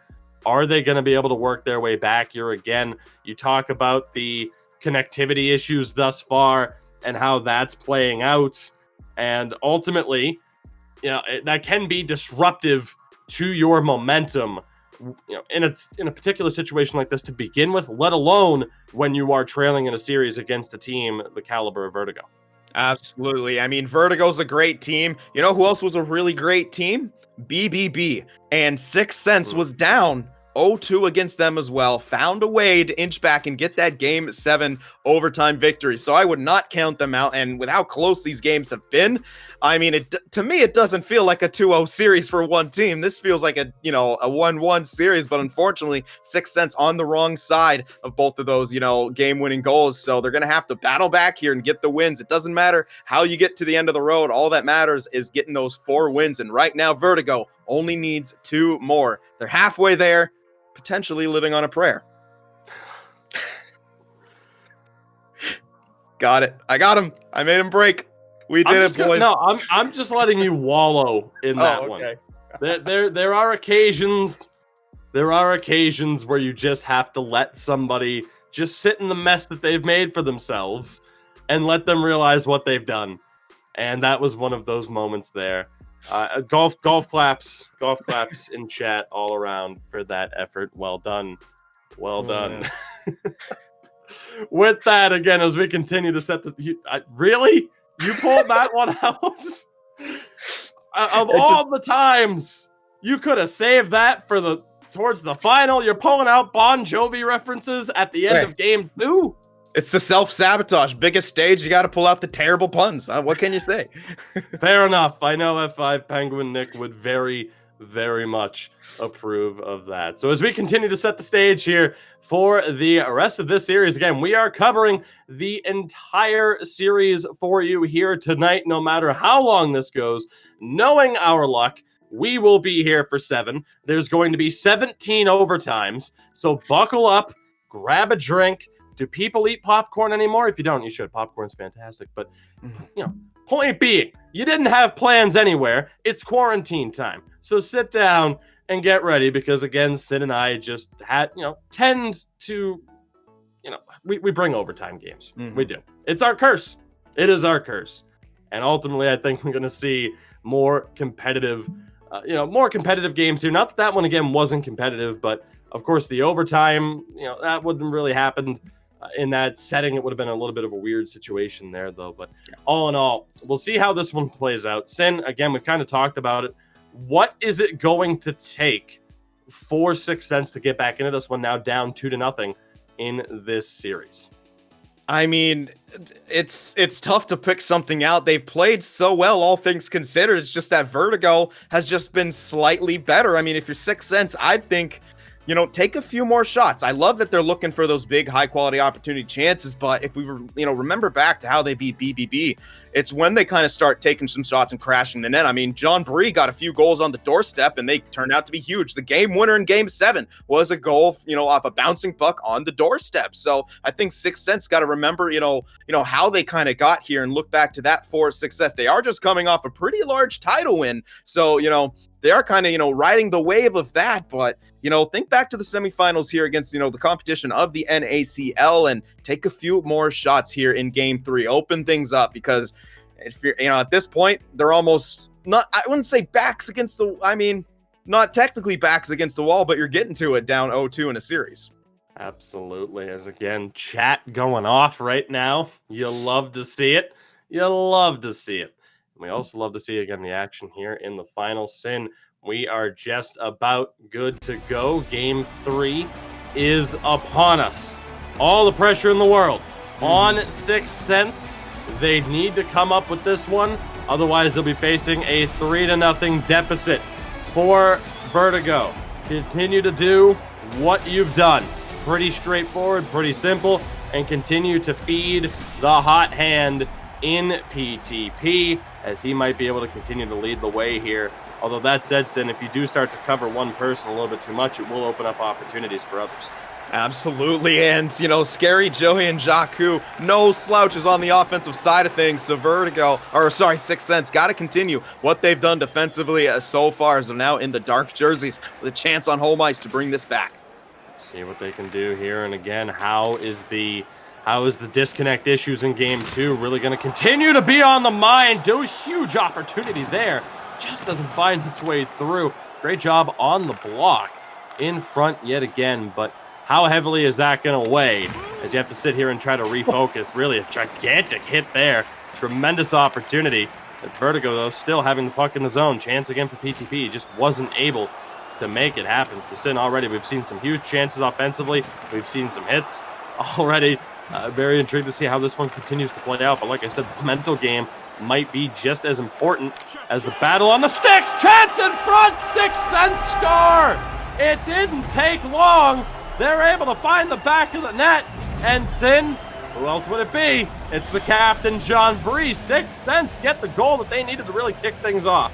And this is where he is so dangerous, in tight on the doorstep, threading that needle through. Great pass to feed him, and he puts a backhand by Denisov there on the short side. A great start for Sixth Sense. This is what they needed. Now they need to get more. They need to keep peppering Denisov with shots and keep moving that puck around and spread out the defense of Vertigo. Absolutely. Again, a fantastic play across the board there from Sixth Sense. MP7, also known as Bone, a fantastic play to set that one up. Shot on, stopped by Denisov. Maybe tried to catch him cheating there a little bit, but again, a great moment there for Sixth Sense. You talked about it, Sin, their ability to bounce back. They did so in the semifinal against BBB, where, of course, Bone, also MP7, became, you just here on the right to the name. It's just we talked about it in the postgame. And since Sixth Sense are going to the power play here, a huge turn of events. First one, that Scary Joey going to the box, and it is. See what happens here on this draw. Gigantic face-off now for MP7, but again, since we talked about it, defensive zone face-offs have gone well for the team in the defensive zone. Jakku able to win that one, though. Yeah, great job by him, and look at that setup. Very good positionally from Vertigo. Chance again here now to get set up. We'll see what Sixth Sense are able to do. Vaporize brings it down into the corner. A little bit of an opportunity again. Vaporize throws it on. Rebound, scores! John Bree does it again. Sixth Sense getting the start to this game that they needed. They capitalized on the power play. What a start to the game for Sixth Sense. Yep, and John Bree on the doorstep once again and getting that secondary assist to Vaporize. In his own words, he drives the bus on his team. The forward group might get the majority of the points, but the plays always start on his stick, and right there he gets rewarded with a secondary assist for his troubles. Absolutely. Sixth Sense back in possession here, though. We'll see how Vertigo responds to this rough start here to Game 3 as Bree takes the hit. Great chance there by MP7 to try and keep the puck alive. He just couldn't get the bounce. Juan brings it into the zone, tries to center it. Chance shot stopped by General. 6 Sense, quick out, a 2-on-1 developing here potentially. John Bree tried to go back to Bone, he just couldn't find the space.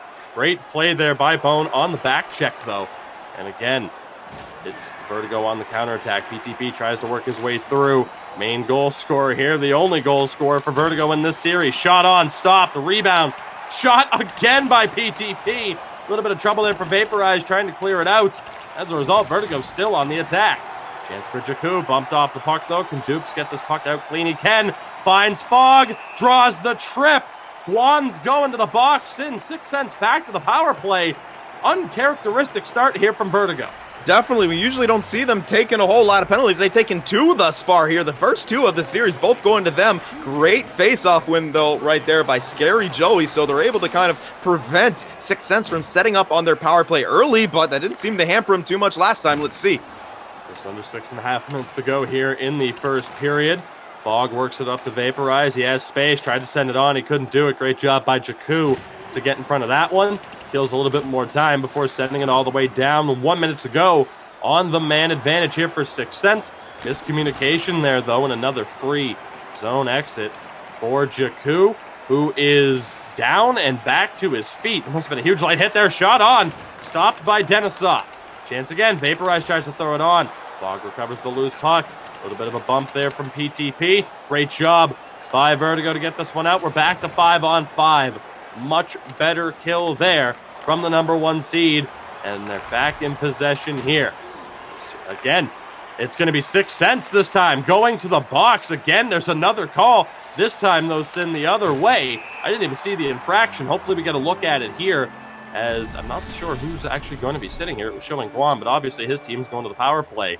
As again, we would have loved to get a look at it for you. Looks like MP7. MP7 in the box. I believe it was a trip. I saw someone stumble in the neutral. So the center out for 6 Sense. Loose puck in front. Secondary chance. Great job by Vaporize to handle that one and send it all the way down. So again, we've seen Vertigo now 1 for 2 on the penalty kill. We're going to get a look at the 6 Sense penalty kill here at this stage. Loose puck recovered again. Now Guan steps in. Shot doesn't find its way through, but he's back in. Tries the near post, but General was able to hold. So a much better job there. All things considered in terms of defense, we're going to see what happens now on this face-off. Gigantic moment here. 42 seconds to go here on the man advantage for Vertigo. And a big defensive zone draw win for Fog. And they get the puck out. So Sin, who needs a center on the penalty kill? Both teams have won face-offs despite their center being in the box. 10 seconds to go here now on the power play. Guan looking for space, still has it, loses it to Fog. 2-on-1 chance here perhaps. MP7 can't find his way through. And a good interception there on the back end by Vaporize to take away an opportunity for PTP. Again, final minute of play here.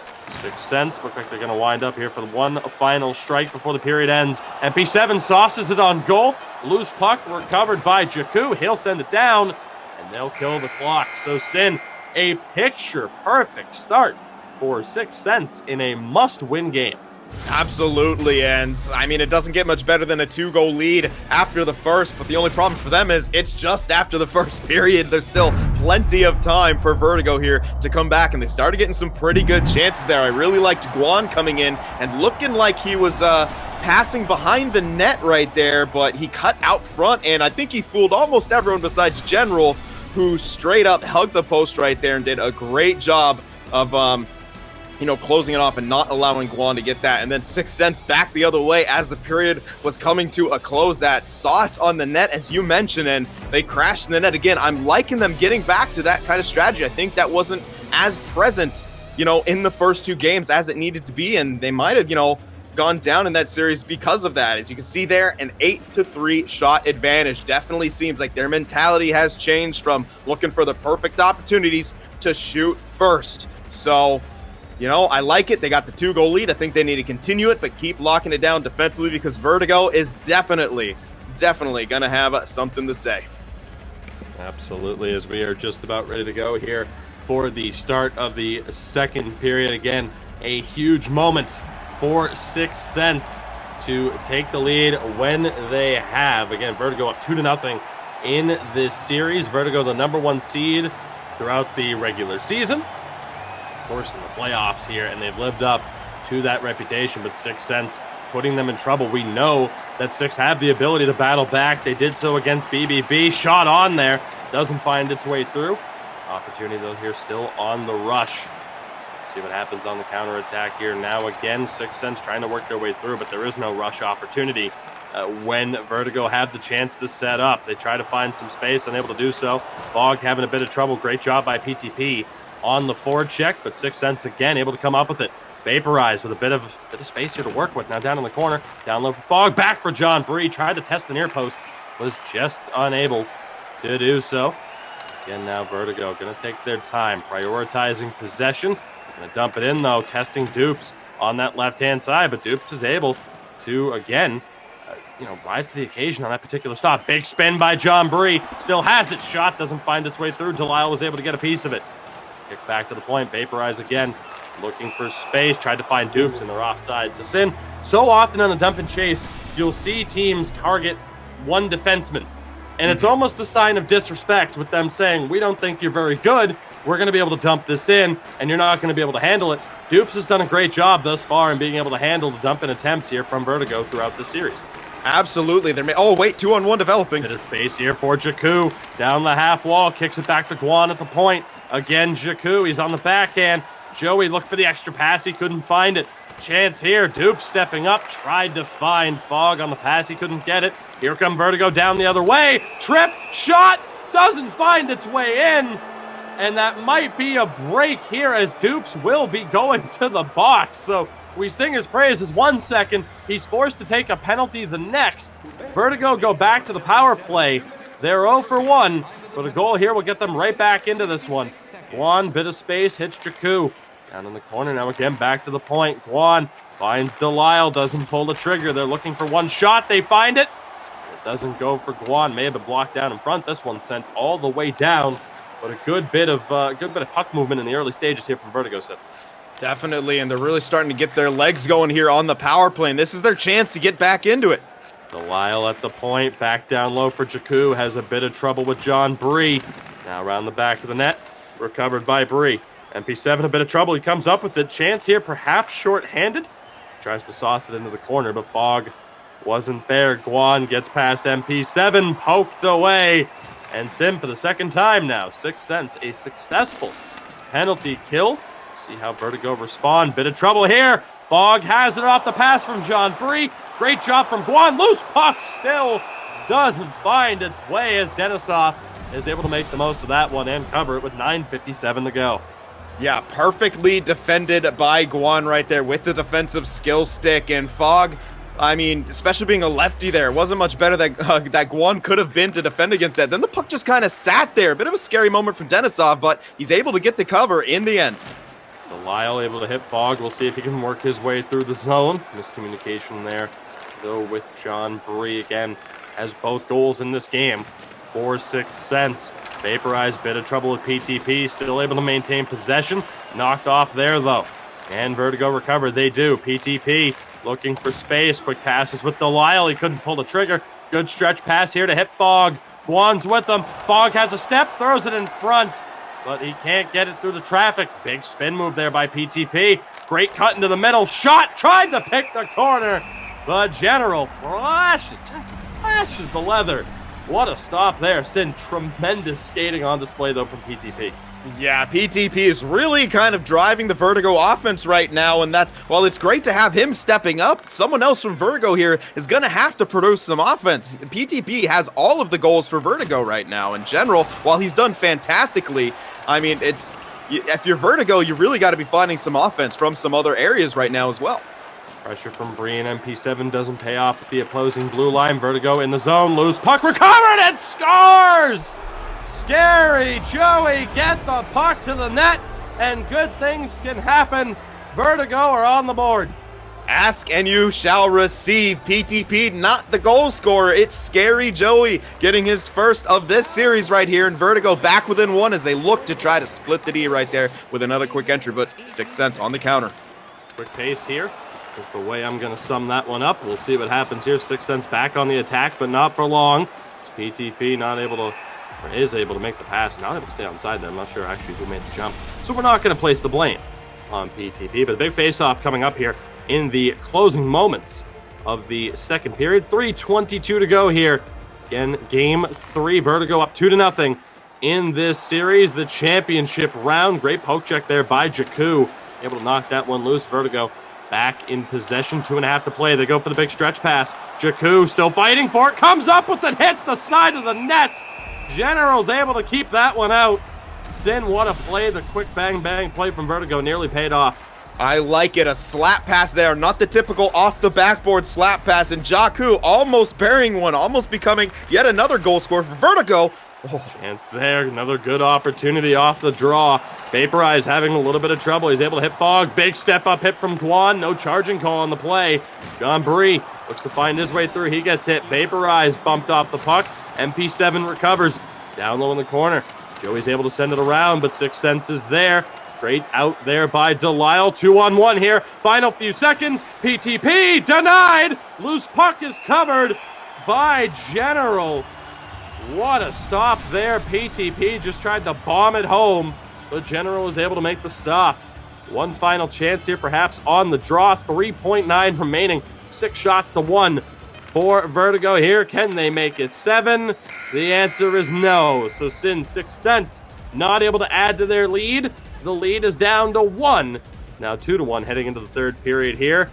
Huge moment coming up here. This next 20 minutes, as important as any 20-minute frame in this season.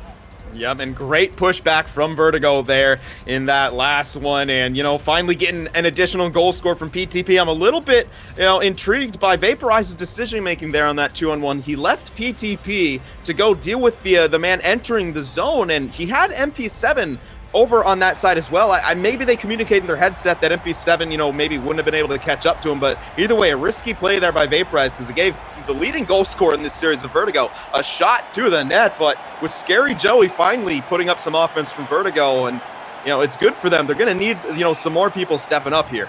And I'm just going to say, I made the call that they needed someone else to step up and create offense, and, Scary Joey did it. A few seconds later, I may not be good with the game predictions, but, apparently I'm good with predicting these things. Just call me Sinstradamus. Sin is really bringing it for the championship series, as are both of these teams. Shout out to Priest, though. Absolutely. As 6 Cents back in possession here. Fog looking to make things happen. Pass now. John Bree tries to send it down low. Fog able to get that one on, but Denisov was there to make the save. I swear, Sin, I can't turn this into a competition of who can make the worst pun, at least not while we're live, because otherwise the standard here will end up slipping, because it's all we'll try to do. To talk about Fog trying to work his way through, a real beacon of hope for this team. Something like that. We can just make it worse. Hey, you can't leave something like that on. See, this is what I'm talking about. The shot goes wide. You can't leave something like that on the table with someone who lives in the lighthouse capital of the world.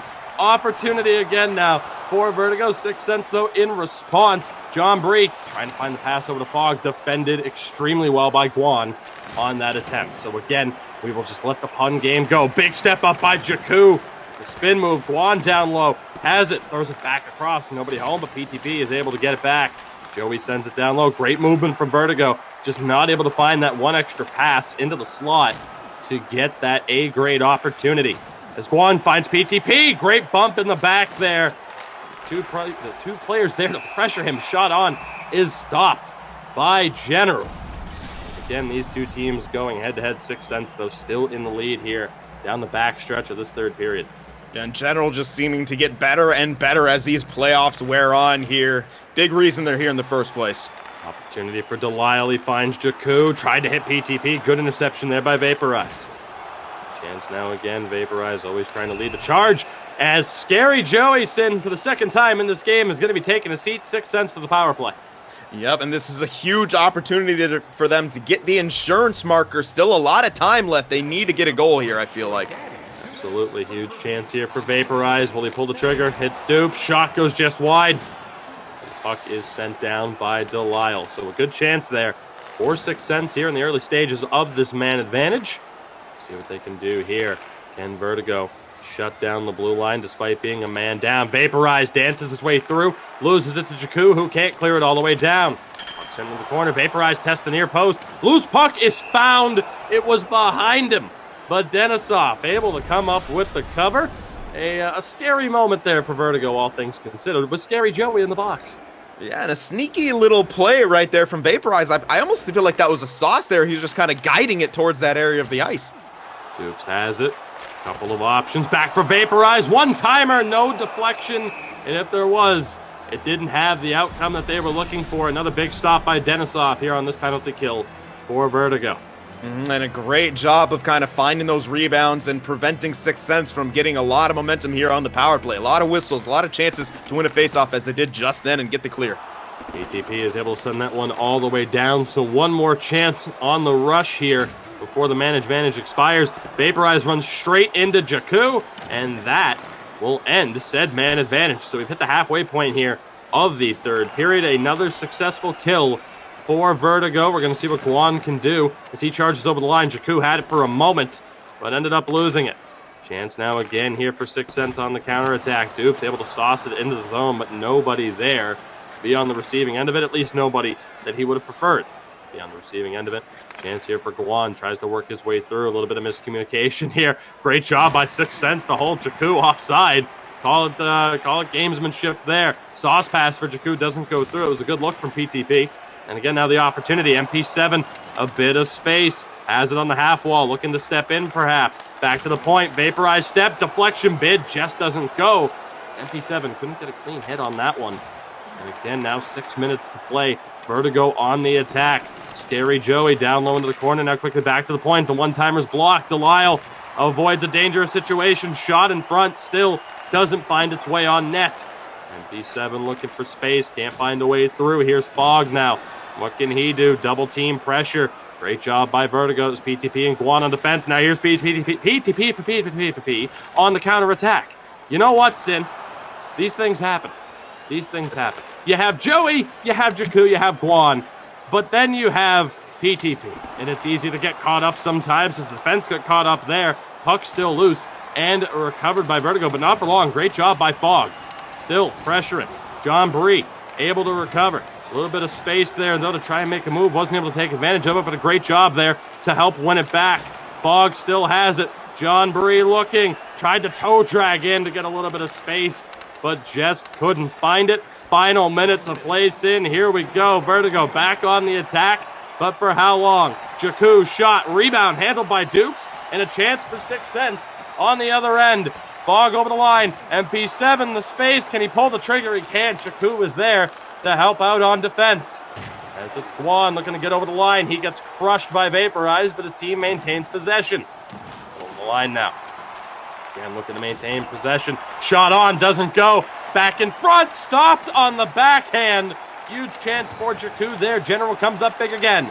Can 6 Sense hold on? Shot deflects wide. Recovered by Vaporize. The pressure's there, though. Joey wins it back. One-timer from Delisle. Deflection bid doesn't go. Jakku for PTP. He's denied. Loose puck is covered by General. What a mad scramble. 6 Sense, though, still surviving. Yep, surviving, and that's what they need to do. They're going to need General to be big, and he's coming up big. Got a huge face-off right here. MP7 needs to win this for his team. See if he can do it. Gigantic face-off. Won by MP7. 10 seconds to play. Dupes can't get the pass down ice. Chance for PTP. Threw it in front. Loose puck recovered. Delisle couldn't tuck it. Might have been Scary Joey on the doorstep, but Sin, the result is the same. 6 Sense have made this a series. It is now 2-1 for Vertigo. Game 5 now guaranteed. Perhaps unsurprising.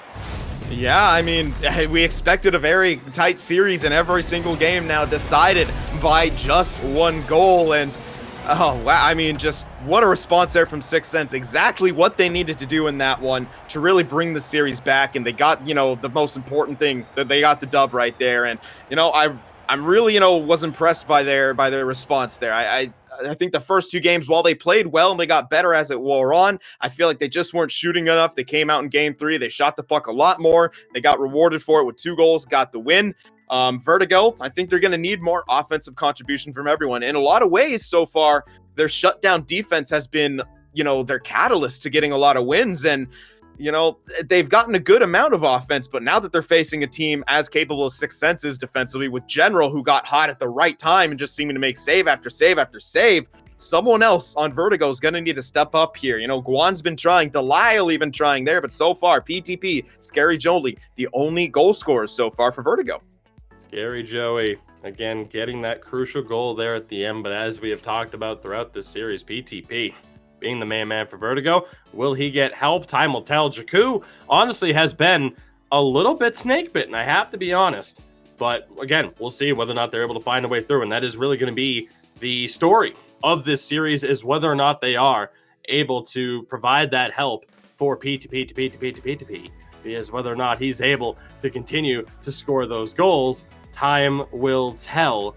Again, I do love that name. It might be my favorite name out of the group. But although competition for PTP in the favorite name department, John Bree, because he showed how important he is to this Sixth Sense lineup. The 2 goals there leading the way. Sin, go figure, the captain leading by example. Yeah, absolutely. And, he got the big goals for his team and does it right on the doorstep. That seems to be, a bit of his office right there. And, he's got a good build for it. He goes with a power forward, 6'2", 214. He goes with balance. He has, I believe it's offensive mindedness. And of course, the ever so present, the endurance modifier too. So a very good build to kind of crash the net right there and really maintain your balance, not get knocked off the puck too easily, be able to get those shots off. When you're facing a lot of pressure, because that's what happens. You go to the front of the net, that war zone right there, the defensemen are going to be non-stop bumping you. You're going to need a build that can, get through that and be able to, get the shots off that you need. And he's done that so far, was integral in that victory for Sixth Sense. Absolutely. I mean, you want to speak about, really crucial, integral pieces to their team's success. I mean, both goaltenders right now also living up to the hype, just as advertised, both having moments of keeping their teams in the game. And again, you want to talk about, Denisov, an amazing run for Vertigo heading in to this series. First in save percentage, goals against, and with 3 shutouts leading the way. But General as well, a top 3, top 4 goaltender in the regular season. His numbers dropping a little bit through the postseason, but of course, when you have a smaller sample size, that tends to happen. But all things considered, General did a great job of shutting things down there at the end. A couple of moments where, the shots on net, maybe Vertigo do find the back of the net, but at the end of the day, coulda, shoulda, woulda. You never know how it's going to play out. And at the end of the day, again, Sixth Sense now back in this series, down to a 2-1 lead for Vertigo as you get a look at the stats here. So Vertigo with that very impressive defensive record through this postseason thus far. And again, that's been tested. The first 2 games, it went as expected. Again, a shutout in game 1 for Vertigo. PTP getting the only goal in that one. You had the 1 goal from Fogg in game 2, but in game 3, it was John Bree able to step up and get both goals in that game for Sixth Sense. So all in all, Sin, how are you expecting Vertigo to respond to being handed a rare loss? I think the one thing to keep in mind here, though, of course, like in the regular season, there was only 1 win that separated these 2 teams, 1 point. So keep in mind, 1 point difference. Vertigo were in first, Sixth Sense were in third. So that really goes to show just how closely contested the regular season was, with these 2 teams right there at the top. What do Vertigo have to do, though, against a team that have proven that they can get the victory? Well, Vertigo, I think they're really just going to have to find other offensive contributions. They're kind of the dream team in so many ways. They came in today with a perfect penalty kill. That has now been erased by Sixth Sense, but they have a strong power play, a good penalty kill, and their goals for goals against ratio is 2-1. That's almost picture perfect, but there's only so much stats can tell in the eye test here. Sixth Sense really kind of giving them a run for their money. Vertigo still great defensively, and then your final line of defense, Denisov back there, amazing. But when Sixth Sense kind of starts to press the issue there, start throwing that puck onto the net, kind of giving the X factor, the sort of not necessarily luck, but the factors you can't really control, which are rebounds, bounces, and things like that. And that's where Vertigo is going to have to watch out. Other than that, they are almost like a well-oiled machine, but 6 Sense starting to kind of throw in the variables there. And I think that was a big reason why they got the win there. But Vertigo still up in this series 2-1. The pressure is still on 6 Sense. But if you drop this game as well, you have an opportunity here if you're Vertigo for a 3-1 series lead. If you squander that 2-0 series lead and let 6 Sense back into it, I mean, the pressure shifts right to Vertigo. So they gotta be good in this game, and they gotta find a way to come away with the victory. Otherwise, it is a best of 3, and they squandered the amazing start that they had. Let's see how it plays out. Game 4 is here, and time will tell how this one plays out. Again, our best of 7 championship series is Vaporize quickly pinching in. The defenseman wanting to get a little bit more involved on the score sheet as he rockets one on net. Just doesn't go. Secondary pass for Bree, incomplete. Shot from Dupes doesn't find its way through either. So a hot start for 6 Sense. Not able to test the goaltender, though. Jakku still fighting for it. Not able to maintain it. MP7 able to pick this one up. Dupes dumps it in. Contesting Guan.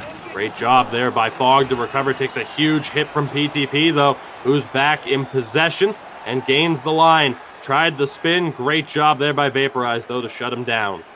Yeah, PTP just everywhere right now in the defensive end, laying that hit to create the transition. You know, almost a singular effort to try to hold his own, just wasn't able to do it. Puck dumped in again towards Guan's side. Sin, you took the words right out of my mouth. I was about to set you up to talk about PTP and that wrecking ball style. 2-1, I do suppose. As again here, a chance. PTP able to pick this one off. Can he work his way over the line? Tried to find Jakku. Just couldn't do it. So a much better job here by 6 Sense to shut down those early passes through the center ice by, at least on the attempts by Vertigo here. One of their main strategies. Jakku throws that one in front. Great job there. Again, 6 Sense strong in defense. Thus far, we know what the Vertigo side is going to look to do in terms of not necessarily forcing the puck, but you know where they want to get those shooting opportunities from. Thus far, not able to do so through the opening 8 minutes of play. Miscommunication there. So, Sin, they haven't scored yet, but again, another strong start here for 6 Sense, in my opinion. Yeah, I mean, it's been a good start for them since game 1 where they were really on the ropes against Vertigo. Ever since then, 6 Sense have come out strong, and it's almost looked like Vertigo at times have been on the ropes. Delisle tried to force that one through, was unable to do so. Fogg drops it back off to the captain, John Bree, but a little bit of trouble. Vertigo back in possession. A quick pass is Jakku able to gain the line despite contact, but MP7, he has been a hawk in the defensive zone thus far. They try the quick out. John Bree had a bit of space, but Guan was able to shut it down. His team, though, unable to do anything in response. 6 Sense, a great job here on the defensive side of things. Thus far, MP7 again, a big part of that, but a little bit of a miscommunication there with Dupes. Dupes, great job, though, to set the pick on Jakku to give Vaporize a little bit more space. Fogg cuts across, hands it off for John Bree. MP7 over the line. A little bit of traffic to get through. Recovered again. MP7. Bit of space to work with. Shot on, denied. Second chance, he scores! John Bree makes it happen again. He didn't show up in game 1, but Sin, he's here to play now.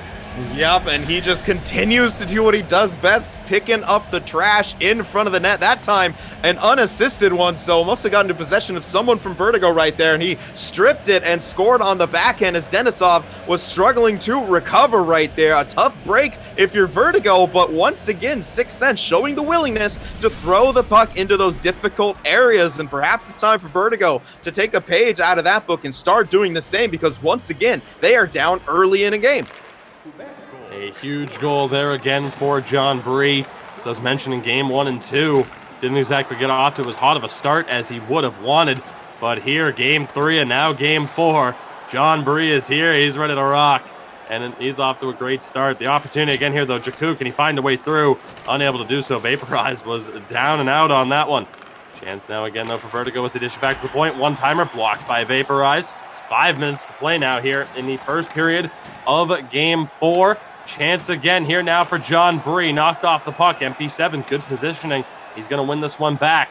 Can he work his way through? Sauce across, loose puck. Spot on for, but recovered by Vertigo. And here they come on the counterattack.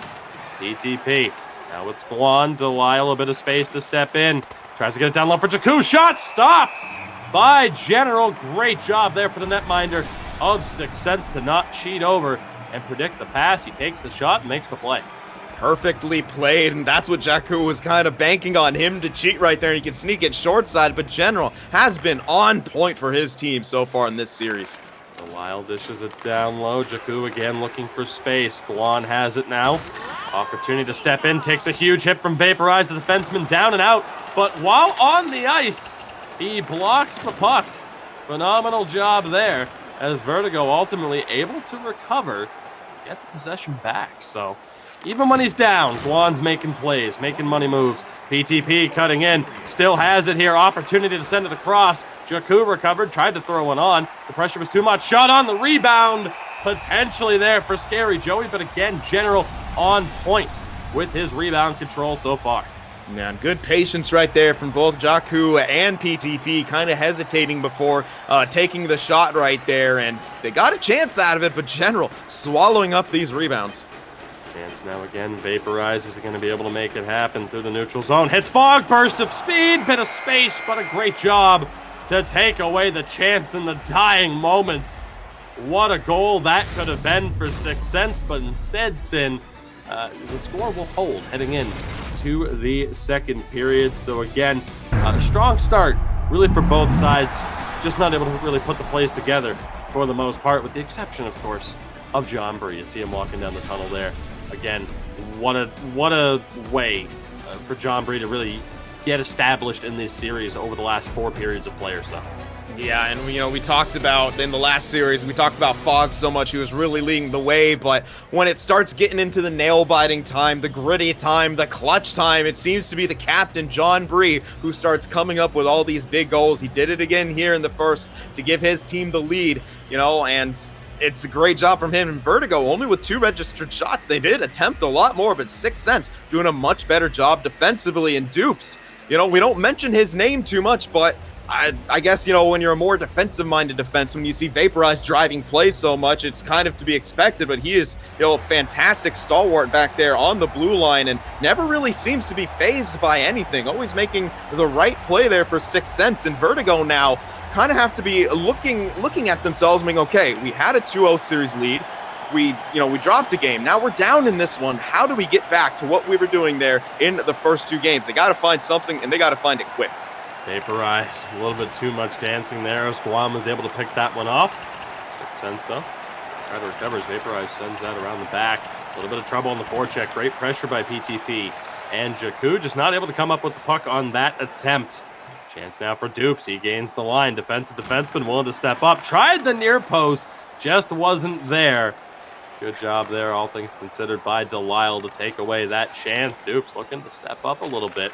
Chance here now again. Jakku tries to run it through the middle. Just not able to pick it up with him. Again, now the chance here for Sixth Sense. Vaporized, a little bit of trouble at the line. Shot, the deflection bid doesn't go.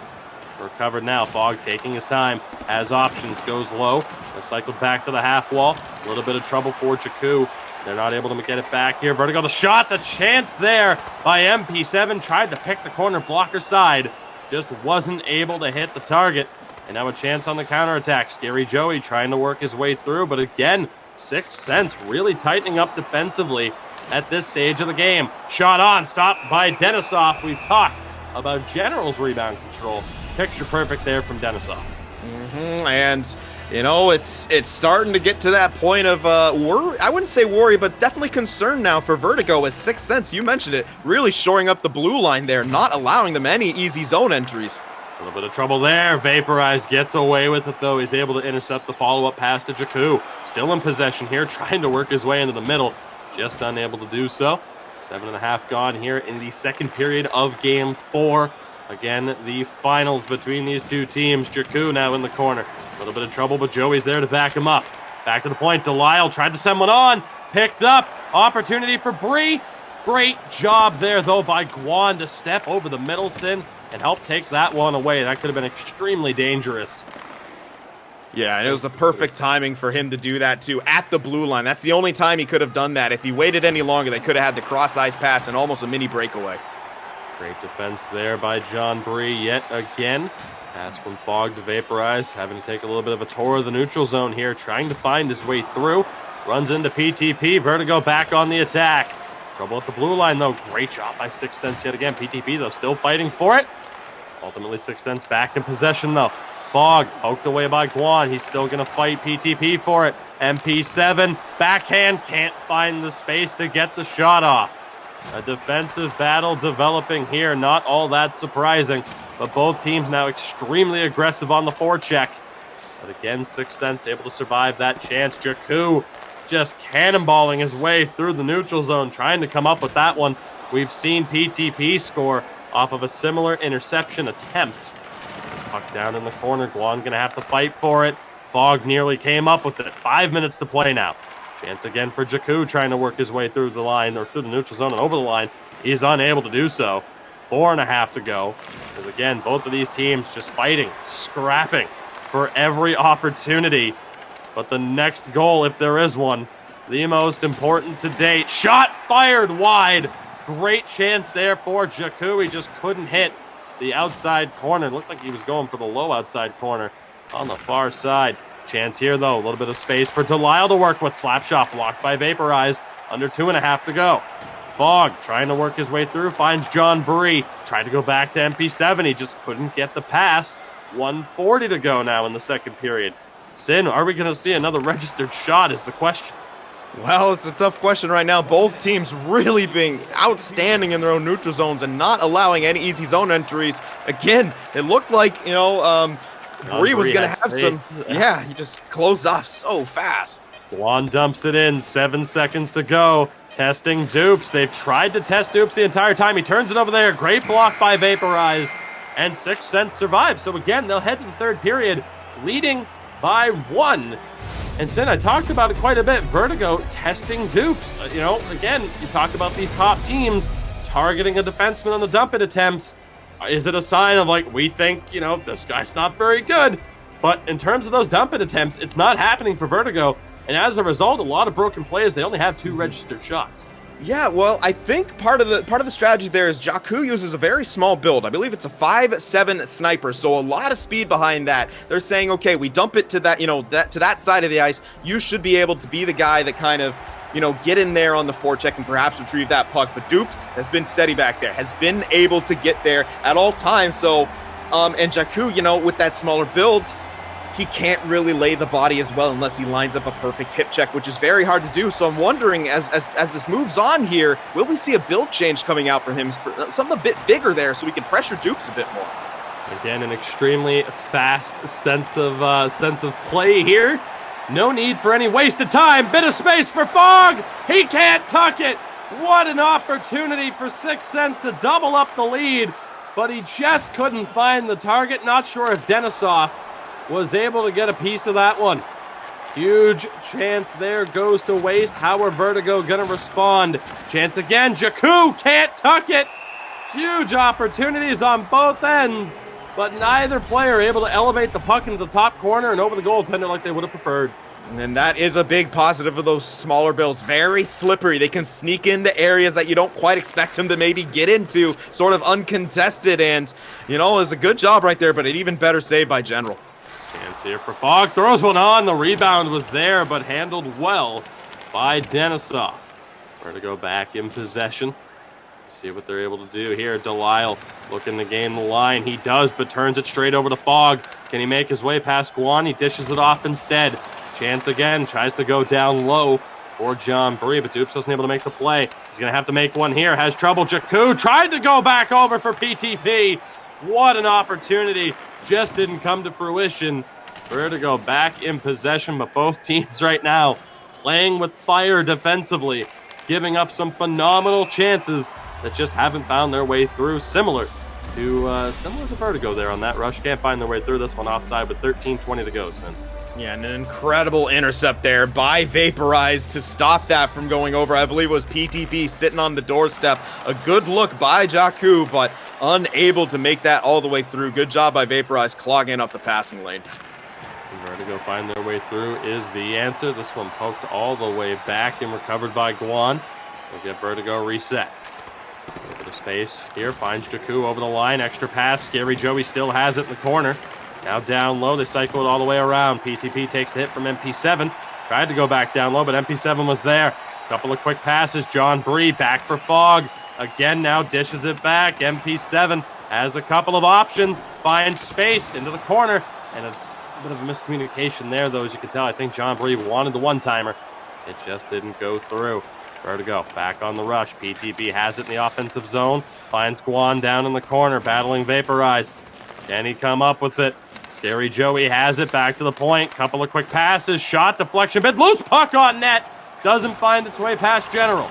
Again, another chance back to the point.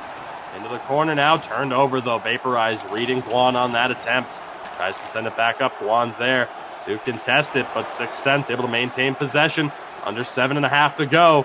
Vertigo uncharacteristically held off the board. Chance there for PTP. It was poked away last moment. That was vaporized on the attempt. He's back in possession here. 6 Sense able to fend off the pressure for now. MP7 a bit of trouble. Circles all the way back. Not able to find a pass. Scary Joey now down into the corner for Jakku.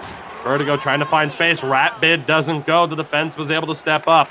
John Bree tries to find Fogg. Picked up, though, by Delisle. And he's able to hit Guan. 4:30 to go. Vertigo running out of time, in danger of potentially blowing a 2-0 series lead if they drop this game. But Sin, they're going to the power play. It's an interference call. Not sure on who just yet, and that is... who is that, if I'm not mistaken there? Is that number 79? That will be Fogg going to the box there. Is he wearing number 19, or am I losing my mind? 19, yes. He was wearing number 19. I swear, I didn't look like number 19. We all make that mistake. The opportunity again here. We don't all make that mistake. I make that mistake, but I throw my broadcast partners under the bus because that's what type of person I am. 6 Sense back in possession here. Able to send that one down, so a good start to the kill. Denisov plays this one out. A bit surprising to see Vaporize step up the way he did. Basically free zone entry here for Vertigo. Chance now for Guan. Tried to fire a shot on, he couldn't do it, but he's able to recover possession. Down low, PTP across, scores! Rocket pass, perfect finish. Scary Joey is able to find the back of the net for the second time in this series, and Vertigo have tied it. Yep, and the, one of the better power plays here, 38% throughout these playoffs. They strike again, and unfortunately for 6 Sense, it comes at the worst possible time for them. We're going to get another quick look at it here. I mean, just what a pass by PTP. Great body position by Scary Joey there, sort of boxing out dupes on the play, and they get it through. General has been fantastic throughout this, but just not quick enough there, and it's hard to judge. You can't overcommit because you don't know how fast Scary Joey is going to commit and get to the back door, or if he'll stop in the slot. So tough break right there for 6 Sense, but that's what happens when you take a penalty here in the late goings in the third. Absolutely. So we are tied again. Thankfully, we got a look on the instant replay side of things. Again, you can lead a horse to water and try to make it drink, or it can just keep turning its head and essentially spitting in your face. Opportunity here on the draw. 6 Sense, huge moment to get this goal back. Shot on, stopped by Denisov. And now in the corner, Delisle turns it over. Chance for MP7, but the back pressure was there. Still thrown back in front by Fogg. It doesn't go. Opportunity back down low for John Bree. Fogg's there. Bree again back to the point. Shot on, deflection bid. Loose puck is recovered by Guan. Huge hits in. That's going to be a call. MP7 going to the box. Vertigo a chance here. 33 to play. Touched up at the line. Vertigo back to the power play. Oh no, this would be a catastrophic meltdown if Vertigo score here again. 6 Sense, they're going to take a minute here to collect themselves. That was MP7 getting a bit too aggressive there on the forecheck. I believe he's using what he calls a fat, and that would be a grinder around 6 feet to 6'2". I can't remember exactly what his height is at this time, but a lot of hitting power in that, which is great. A lot of, stopping power. He can maintain possession, but he goes for the hit right here. I don't know if it was... Yeah, he turns into the board. I believe it would have been called a charge. Good kind of play by Guan right there, almost suckering him into that and getting the pass over at the same time. And now Vertigo, with a 33 seconds of real time on the power play, have a chance to end it in reg. 1 for 1 on the power play at this stage. This puck sent down. Vertigo with plenty of time to work with as they bring it over the line. Missed time, though, but 22.8. Another crucial face-off here. 6 Sense They can win this one again, though. MP7 in the box. We've seen Fog win some draws, though, at crucial times with MP7 in the box. There you see 6 Sense 11-3, now down to 11-4 on the advantage in the draws. Just how crucial the penalty was. That for MP7, big save by General. Juan tried to fire that one home. He wasn't able to do so. Vaporize sends this one down. One more rush attempt here from Vertigo. They've tied it late. Can they win it late? Turned over, sent down. Sin. We couldn't get through a broadcast without it. We're going to overtime here in Game 4. Yep, and I mean, it just had to happen eventually here. What a great job from Vertigo there to kind of, you know, just fight back in that one. And if you're 6 Sense, you got to feel like you let that one slip away. And with the late penalty taken right there as well, it would have been, you know, quite the heartbreaker had they given that up. I mean, they had him right where they want him. And speaking of which, I mean, you know, with how 6 Sense has played after the first 2 games, it's almost like we're seeing history repeat itself. It's almost like they talked amongst themselves over comms, like, okay, we're down 0-2. We came back, you know, from being down 0-2 against BBB. You know, we have them right where we want them. Now, obviously, you don't want to be down 2-0 in the series, but 6 Sense in their response from that, they seem incredibly comfortable and not really phased by it. Again, tough to allow that tying goal, but Vertigo is a very good team. And when it comes to overtime, 6 Sense had a very, you know, not so good record in OT in the regular season. They had a losing record here. I believe at one point they were 0-4 in overtimes, and then they, you know, ended up winning the last, you know, couple of their games in overtime, especially that Game 7 against BBB, and that's the biggest one. That's the reason they're here, and, well, they have a chance here to even the series up with Vertigo, also with a chance to take the stranglehold. It is do or die for both of these guys in so many ways in this pivotal Game 4. Juan leading it through the neutral zone. He'll drop it back. Vertigo able to gain the line. Back to Juan again. A little bit of miscommunication there, though. He's able to regather possession. Fog on the defense, and again, miscommunication with Juan on this man advantage. Down to 25 seconds to play here. They send it in. Guan's going to give chase on his own dumping attempt. Able to dish it back. Tries to throw it into the middle. It doesn't go. Again, now a chance here for Fog. A successful kill again for 6 Sense. This puck sent down low. Fog's going to get there. Down for John Bree. The clutch factor is in play. Chance again for Dupes. Bree tries to send it in the middle. He couldn't find the pass. Jakku's attempt broken up. 2 players there for 6 Sense to get a hold of that one as Vaporize gains the line. A little bit of trouble there. PTP was there. Pushes it off. Jakku has it now. Tried to throw it into the middle. Just far too much traffic for 6 Sense on defense. As again, John Bree gains the line, but not for long. Jakku able to break it up. And here come Vertigo yet again. Juan, it's been a rocky start to this overtime, but that can change with one pass or one shot thrown in front. Jakku can't put it home. Put on the brakes, but not able to end this game as John Bree mistimes it with his teammates. Huge chance there for Jakku. Yeah, Jakku, the speed got him there. The smaller build got him there. It looked like he just kind of got pushed. The balance, just he wasn't able to maintain it and get the shot away. But on the flip side, General was in pretty good position. But with a small sniper in tight like that, if you shoot in the right location, it doesn't quite matter where the goaltender's position is. A huge chance from Vertigo there, and they're coming back for more. Chance again for Jakku here across the line. Thought he was going to look for one pass. Didn't quite go through. Again, another pass. Still fought on for John Bree. Physical play, forcing the offside. Not much Delisle could do there when you have John Bree just knocking the stuffing out of you, as we'll say. Second in the league in hits this postseason, heading into the final. Very physical player indeed. This puck dumped in. Dupes trying to hold on to it, and again is able to fend off the pressure. So that targeting strategy not working thus far, but another offside call here. Sin, you kind of have to expect it. You got to really take the risks at the blue line to try and get the space to make the winning, to really get the winning opportunities and try to make that winning play. Yeah, if you're going to take risks, it might as well be, away from your own net and on the attack right there. And that's what we're seeing come out of 6 Sense right now. And Vertigo, they've had great, blue line presence, so far throughout this series. This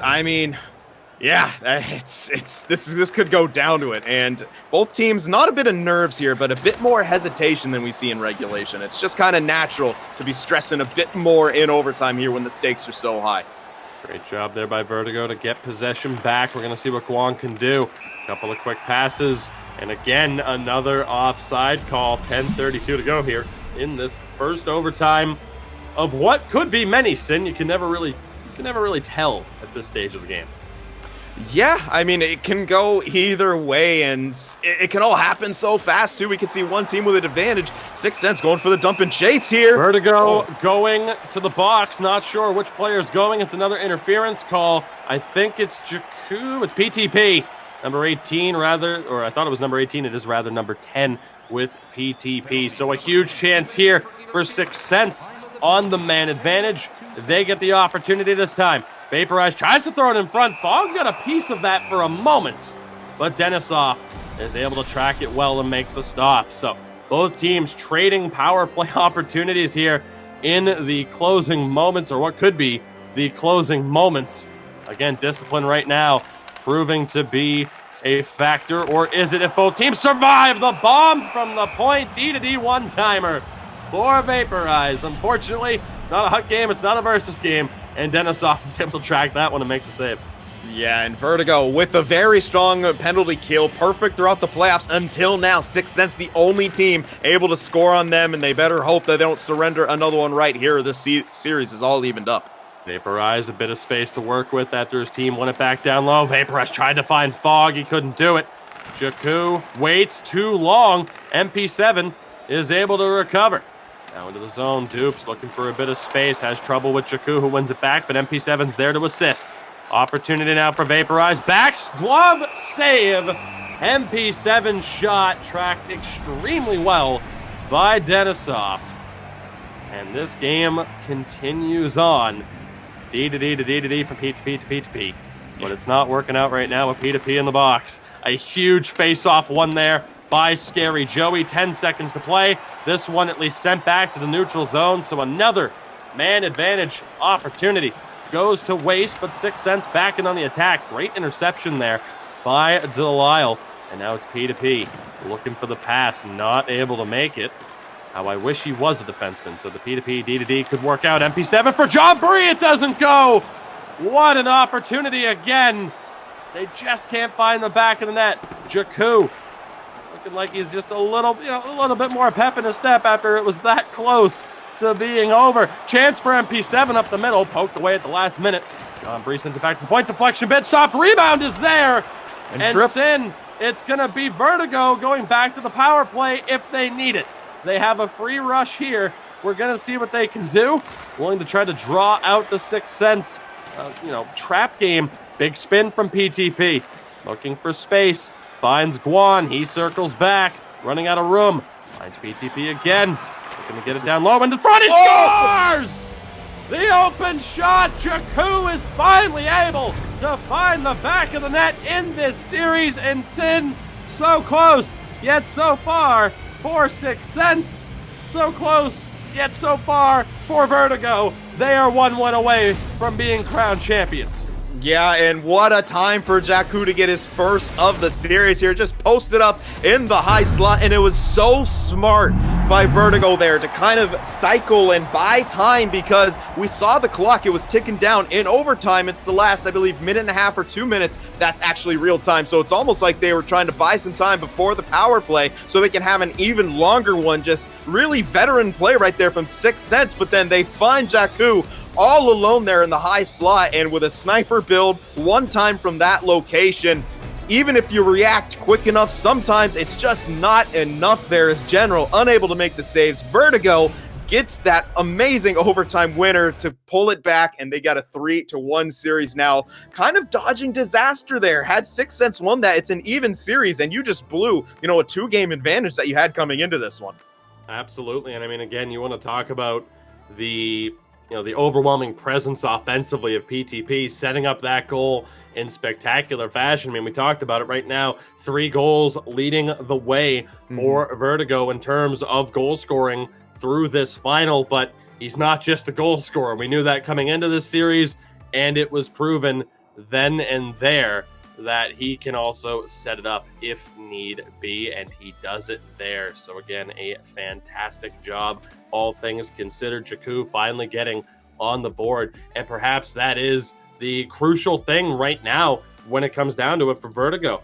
You look at the Sixth Sense lineup, 3 goals for John Bree, 1 goal for Fogg, and shockingly, MP7 a little bit quiet. You know, we talked about it with Bone, call him MP7. Again, we're going with MP7 for the sake of simplicity in this series.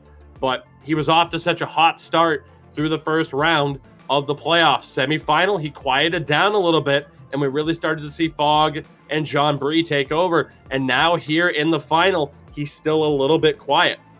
He has 8 goals in this postseason. 7 of them were in the first round. So just 1 goal in his past. What would it be at this point? His last 11 games as it stands. Simple math, folks. Stay in school at the end of the day if you can. Hey, you know what? Math skills can go down. They can go down the tubes. You don't keep up on them. You got to do what you got to do. But that said, extremely impressed with Vertigo and their ability to find a way. And for Sixth Sense at the end of the day, I mean, it's a frustrating loss for sure, but what can you do? You had the opportunities on the power play and you just couldn't take advantage of it. Yeah, it's a tough situation for him, and you know, Vertigo getting that tying goal, you know, when they did it in Sixth Sense. I mean, that's the reason you can't just get 1 goal. I mean, it worked for Vertigo in game 1 because it came with about 30 seconds left, but if you're Sixth Sense and you have that lead, you got to try to build on it there. Unfortunately, weren't able to do it. Vertigo gets the tying marker, then they go to the, you know, they're starting to go to the power play there in OT, but they get one with you know, with the advantage there, and it's tough to see for Sixth Sense. But yeah, you mentioned it. I mean, MP7, a stalwart defensively, incredible on the back check, but if you're in that forward core, eventually you're going to need, you know, help by getting onto the scoreboard. He's had some chances there, but they haven't gone in. And correct me if I'm wrong, but he was the one who took that penalty there, which led to Vertigo's game-tying goal, or did Sixth Sense kill that off? I can't actually quite remember. I'm not sure, to be honest, just because a lot of it does kind of blend together with how, and you know, it might be, I guess, generic of me to say it, but with how these games have gone down, the power play opportunities being very similar with both teams, I'd say averaging 1 really good opportunity per advantage, but just not being able to take advantage of it for the most part. It does all kind of blend together at this point, I have to be honest with you. Yeah, and you know what? Another interesting thing for Sixth Sense is we're talking about guys who, you know, may not kind of be on the level of production they may be used to. We heard from Vape, he thinks he drives the boat even though he doesn't always get the points, but here in the biggest stage, you're gonna need to kind of get some points. He has 2 points in the last 6 games. Now, that also goes back to the previous round. Only 1 so far in this series. That was a secondary assist that we saw. He led defensemen in goals, assists, and points entering this series, so we talk about the, you know, general getting hot at the right time for his team. Seems like Vaporize cooling down a bit at the wrong time for his squad here, but we can see just his play. He's really, maybe, you know, really trying to get something going. And as you mentioned a couple times, and I think I did too, he's had some interesting decision-making of cutting across the ice to play defense and leaving a man open there. So we wonder if, you know, maybe he's putting a bit too much pressure on himself in this series. Could indeed be the case. I mean, again, when you talk about Vaporize, of course, I'm just going to say, for him, when it comes to branding, take advantage of the gift that James Cybulski has given you. Just rebrand his vape, flat out, and run with it. Clouds, but at the end bro. of the day... You got Vape and Fog on a team. I mean, there's an endorsement deal here. Might not be family-friendly, but get that bag. Do what you have to do at the end of the day. All things considered, Sin, as we get ready, Game 5 coming at you in just a matter of moments. Again, Vertigo now just 1 win away from crowning themselves as champions, taking home the winners, you know, the winner's share of the purse. All things considered, the prize pool that's up for grabs. Sixth Sense, we've seen comebacks before, but despite the fact that, again, as we talked about, there was just 1 point that separated these two in the regular season and standings that allowed Vertigo to take that number 1 seed. At the end of the day, when it comes down to it, I mean, have you really faced a challenge? No disrespect to BBB, of course, but have you faced a challenge like having to come back against BBB, then having to come back against Vertigo? I don't know if there's any team that can pull that off. Yeah, it's tough to do it once, even tougher to do it a second time, and they find themselves unable to. They don't have any more, no more breathing room. You can't lose. You lose, it's done. The season's over, and it's a rough ending. It's an abrupt ending, and it always hurts. But Sixth Sense, they do have the capability. They definitely have the capability, and the way General's been playing back there, he has been phenomenal. Huge save after huge save, and again, it's a 3-1 series for Vertigo. They're getting, the wins when they need. However, I mean, it's every single game is 1-goal game. We couldn't have asked for a tighter series. And even if this somehow ends in 5 with Vertigo, getting this win, obviously we hope it goes longer and I'm sure Sixth Sense does too, but this is as even as it gets.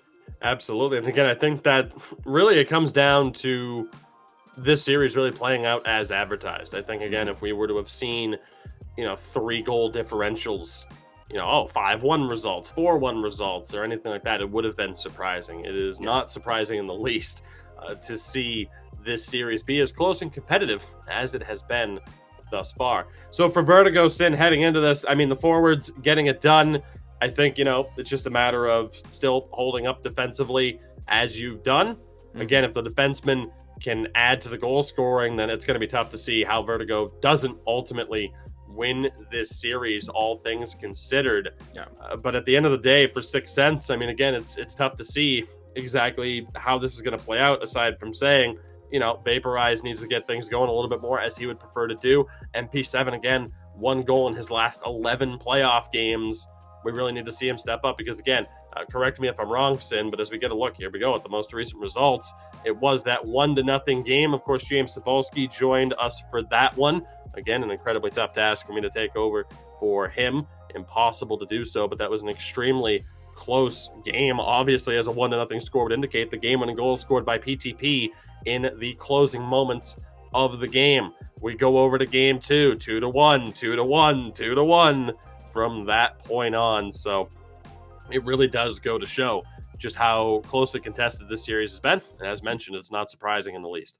Yeah, and it's not that offense has been hard to come by. It's just that the defense and the goaltenders have just been so on point throughout this series. We've seen huge saves that we probably wouldn't have seen at any point, in the season at so many occasions. So it's like there's no mistake. These two teams have earned their spot here. These two teams deserve to be here, and we can just see how many of their pieces, are the reason that they're here. But now it's time. You have to give that little bit extra. And, if you're MP7 and Vaporize, you're still looking for that. Vertigo, they got more offense than just from PTP.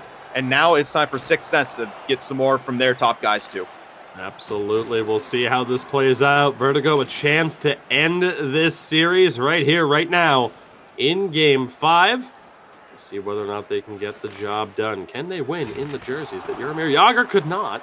The opportunity doesn't go through on that attempt. Saying you got to at least say it. Vertigo wins it here. They're at least winning in style. Oh, definitely. You got to love these jerseys. And if I'm not mistaken here, Jaku is using a bit of a bigger build, so he opted out of that 5'7". He absolutely is. He has a massive player compared to what he was using before. So we'll see how that factors in. Something that can go under the radar. The player build switches. John Bree in the corner draws the trip. Delisle going to be taking a seat, or perhaps not here, if Sixth Sense can make something out. There's the pass for MP7, and a huge kick save from Denisov.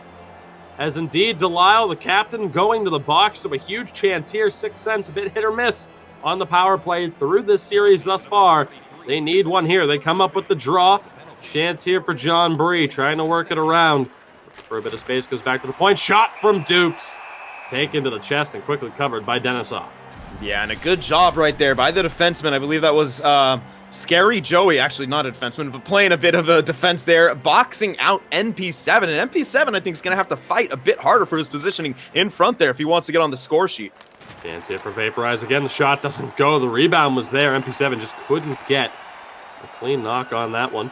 Opportunity now for Vaporize to try and quickly work it back into the zone, and he does just that. Runs into Jaku, still has it, just trying to force his way into the slot. He does, but the shot doesn't find its way on target. PTP can't clear. Jaku is able to do so on the second attempt. So one more rush here for Sixth Sense. Under 30 seconds to go here.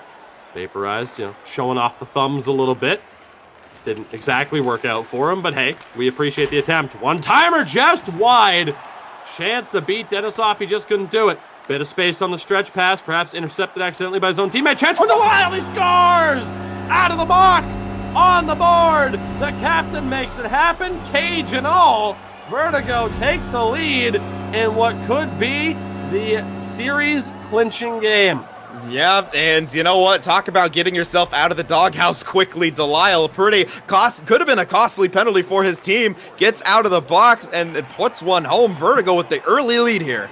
Chance here on the rush again. Tries, shoots, and scores! Scary Joey able to find space. Vertigo double the lead. A misery compiler at that. 2 goals in a matter of seconds. Vertigo in control in just a matter of moments. The beast has awoken. Vertigo with the great start here early on, and 6 Sense on the ropes. They're going to have to find a quick response here.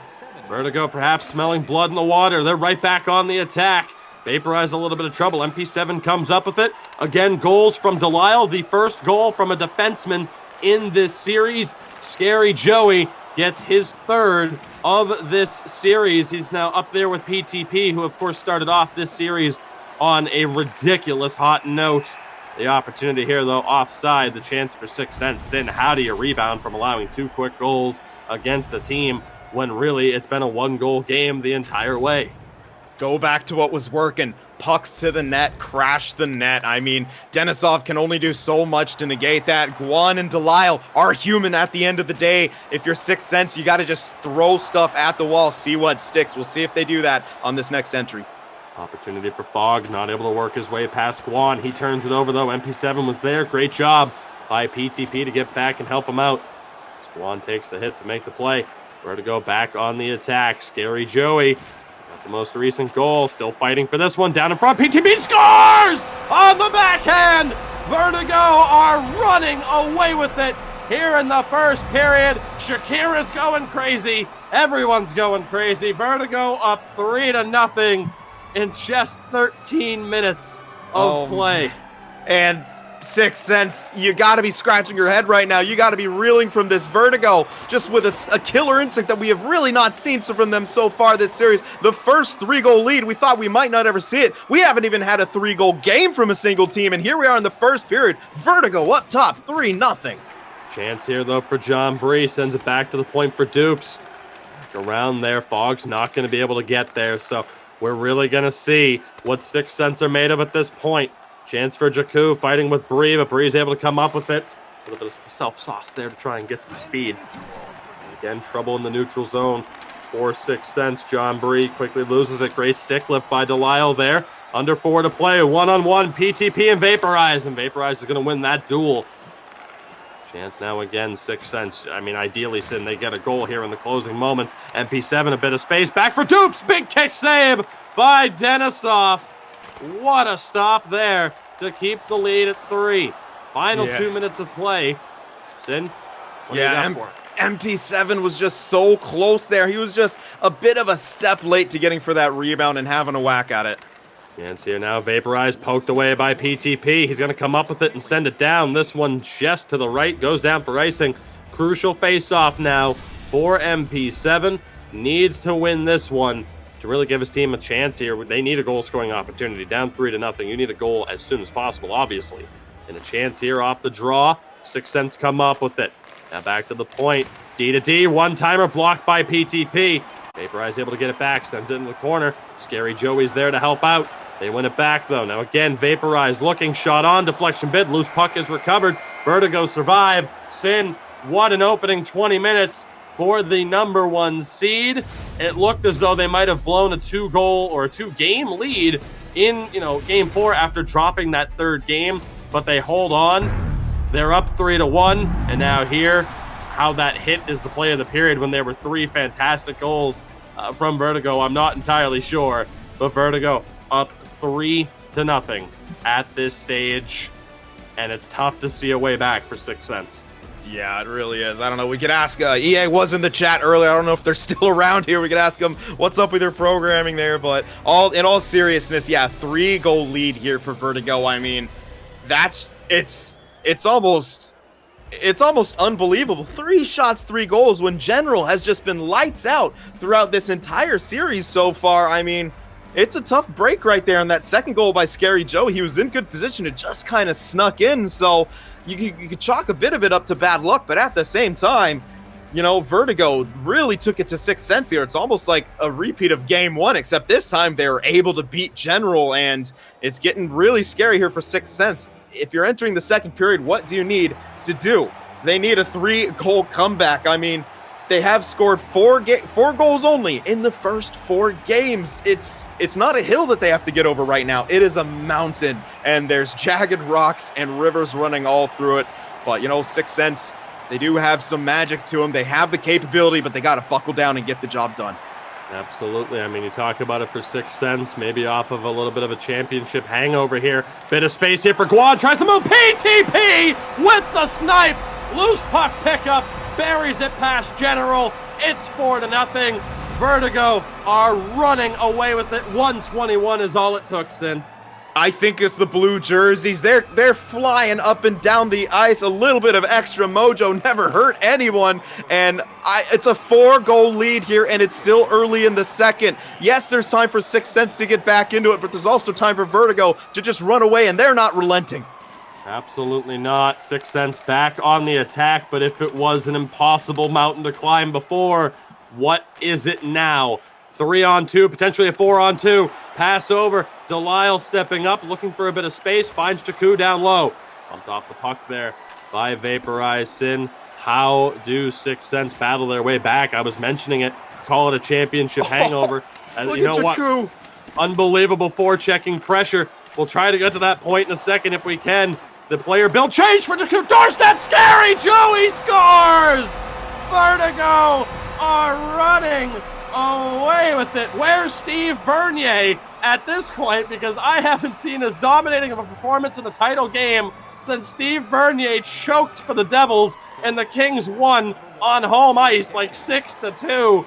Sin, this might be even more of a convincing scoreline than that. Oh man, this is just, it's getting ugly right now for Sixth Sense, and they're just unable to stop the bleeding. They're in desperation mode and still just can't get going here. Who was checking Scary Joey in front? He had all day to whack away at that puck. Unbelievable.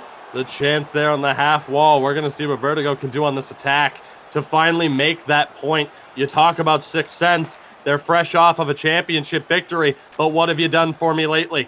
That's not going to carry you to a victory here. So sure, you might be able to say, we won that one, we didn't win this one. At the end of the day, what have you done for me lately? You didn't show up here, and at the end of the day, we won a title. Yeah, but right now you're getting embarrassed by Vertigo here in what could be, and will more than likely be, the series-deciding game. So for Sixth Sense right now, they might not see it this way. It's a matter of pride. John Bree on the doorstep, not able to find it. Able to recover it, though, and dish it back to the point. Now down in the corner, trying to find space. MP7 throws it back. Vaporized shot, blocked down, open corner. Had it hit the intended target. As it's PTP now, bit of space, tries to get past Vaporized. Jakku for PTP.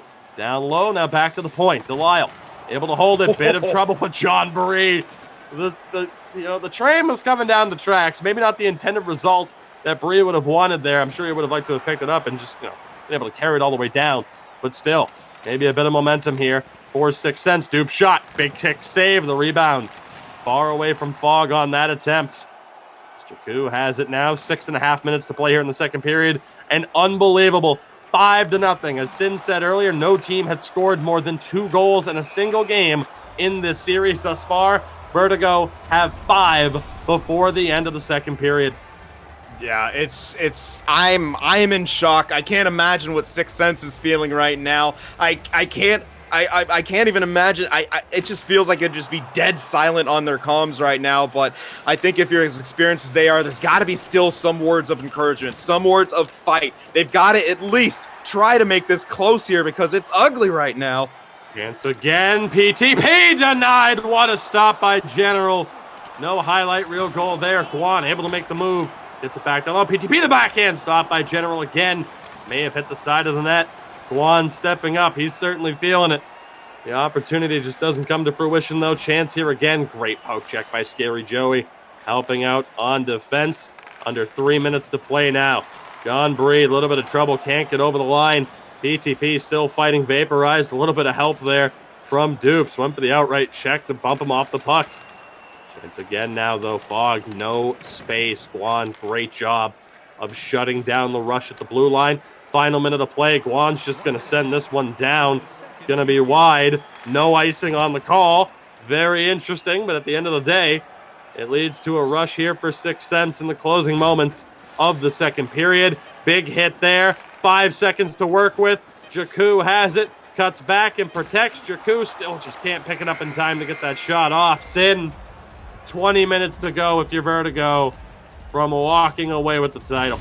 Yeah, and barring an absolute catastrophe for Vertigo and a miracle for 6 cents, Vertigo will be your NACL champions here, but I mean, we are fortunate enough to be able to get a goalie's perspective from time to time. Obviously working closely with the Goalie Guild and, of course, Justin, the Crease Police, J Money, and he's just letting me know right now, as a goalie, PTP terrifies him when he starts L-skating there and, like in a one-on-one situation. We saw it there a bit. PTP kind of going stylish there, was going back and forth on that L-skating and wasn't able to get a goal right there. But, I mean, when you have top goaltenders saying that a player, and their movement kind of is scaring, can be scary, you take it to heart. And PTP, what a series he's had. What a playoffs he's had. And Vertigo, they're on their way to becoming the champions, and looks like PTP will get to be enjoying a title, as Guan said he deserved. An unbelievable turn of events here. We certainly I don't think we ever really could have expected this turn of events, all things considered, with how close the first 4 games of this series happened to be. Again, for 6 cents. It's a long way back. I mean, we don't want to call it quite yet. You never know.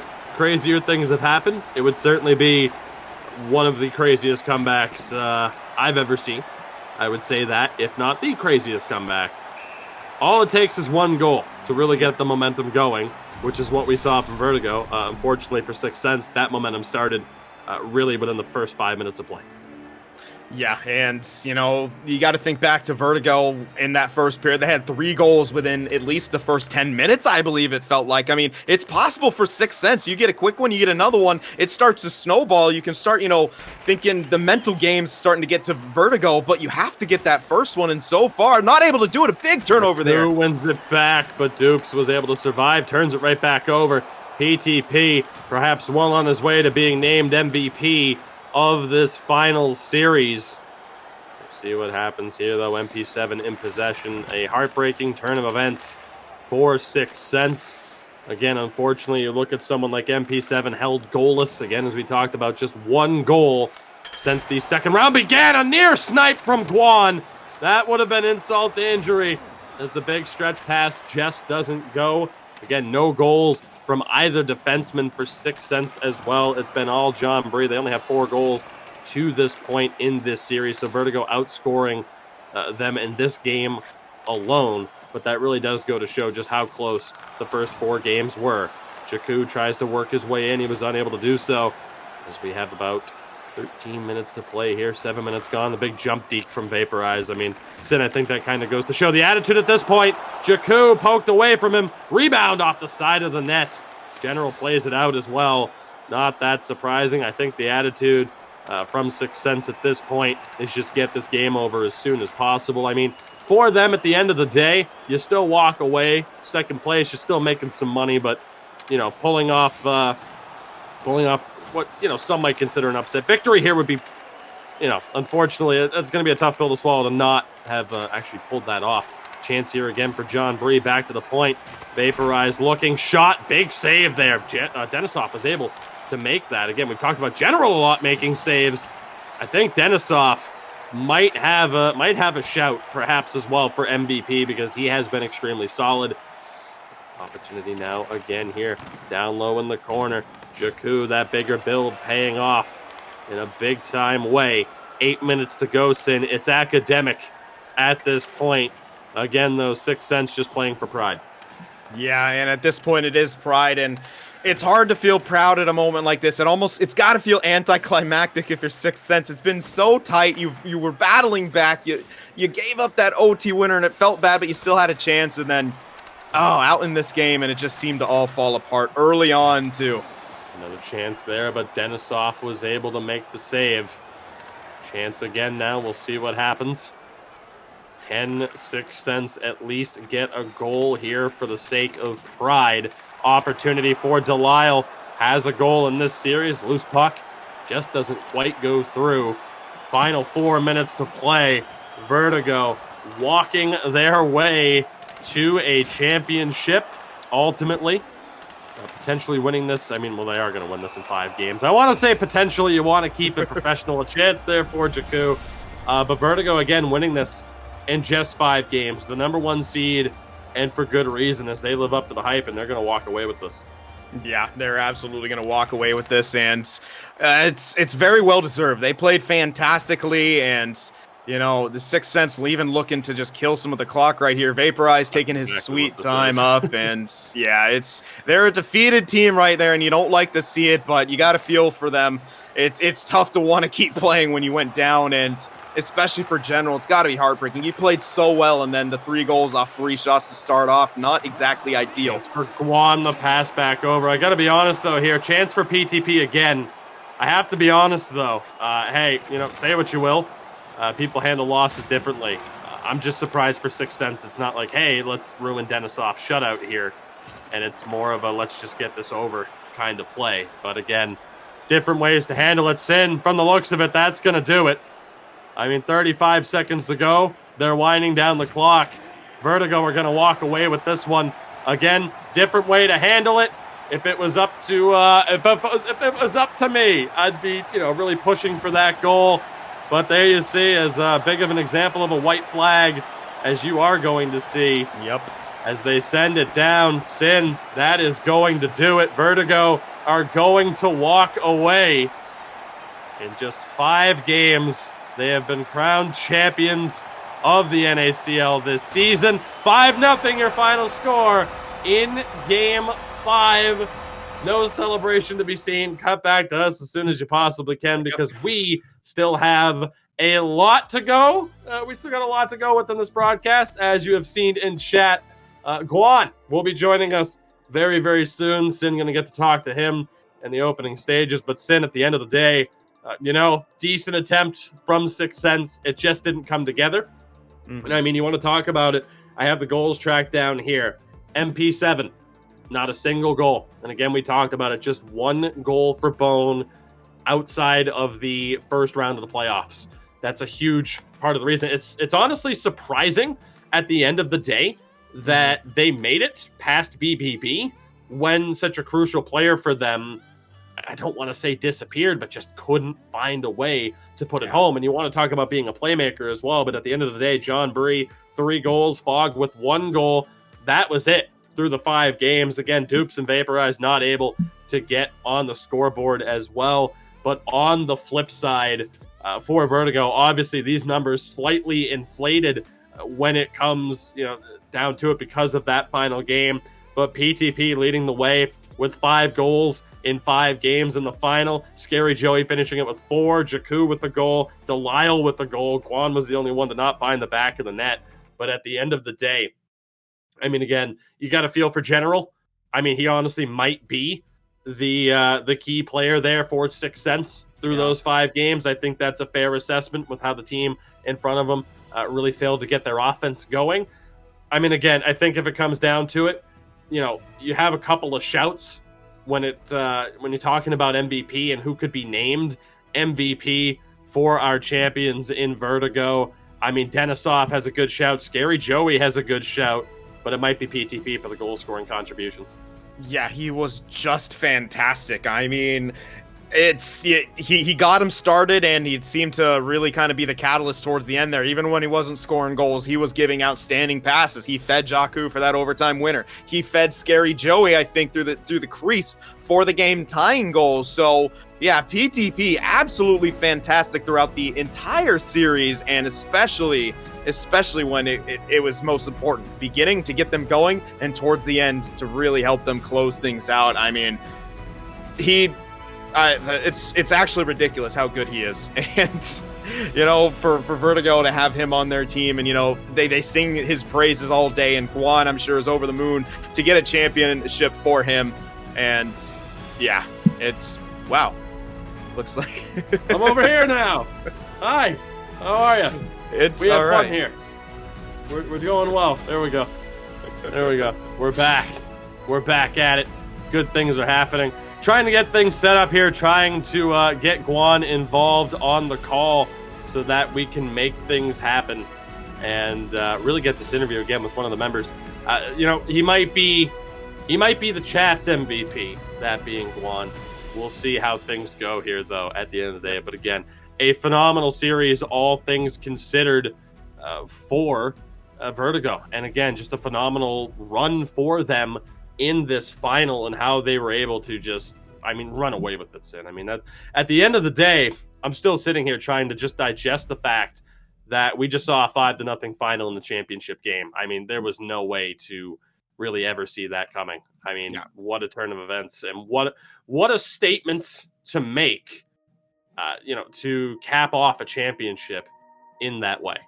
Yeah, the game's a statement. From there, we were expecting a tight series. It was tight games all the way through that, and then there was just something just flipped. A switch just flipped in Vertigo, and they just went all out there in Game 5, and they found ways to beat General. They found ways to beat him early and often, and because of that, they are NACL champions, and just absolutely unreal effort from all of them here at the end. And, it's as anticlimactic as it may seem with such a blowout game right there. 6 Sense, they played very well, and they just couldn't get the job done, and they gave Vertigo a run for their money there especially, but again, not able to come away with the victory. And it's Vertigo there winning it in a bit of a convincing fashion in 5 and winning that game 5-0. All right, and I believe we got Guan on right now to talk with us a little bit about Vertigo's championship. So I think we're going to switch over to that right now. All right. Okay. So, Guan, are you here with me? Yeah, I'm here. All right. Thank you for joining us, and congratulations on the championship. You guys must be feeling pretty crazy. What does it feel like to finally get that first Sixes championship with the group Vertigo? It feels awesome, man. All the guys are great. Really wanted to win this for a lot of people on our team, and I'm just so happy that we got it done. Yeah, and follow up to that, in the interview we had with Nick DeMeo, you mentioned wanting to get, a guy like PTP that first championship. That goal has been reached. He played phenomenally. PTP, Denisov, Delisle, these are their first titles. How do you feel about that? Is that kind of, mission accomplished for you guys? We just had a nice celebration in the party. We're all happy. We just got it done. We tried to play for the goalie the whole game, closed it out. Just happy, man. It's a great feeling. Yeah, exactly. Denisov getting that shutout. He was first in just about every conceivable category. How important was his play for you guys, not just throughout the season, but especially throughout the playoffs down the stretch? Man, we put him in such a not the greatest of situations. He came in, did his job, never complained. Just helped us out when we needed him. He honestly played like the best goalie I've seen so far, so that was a great performance from him.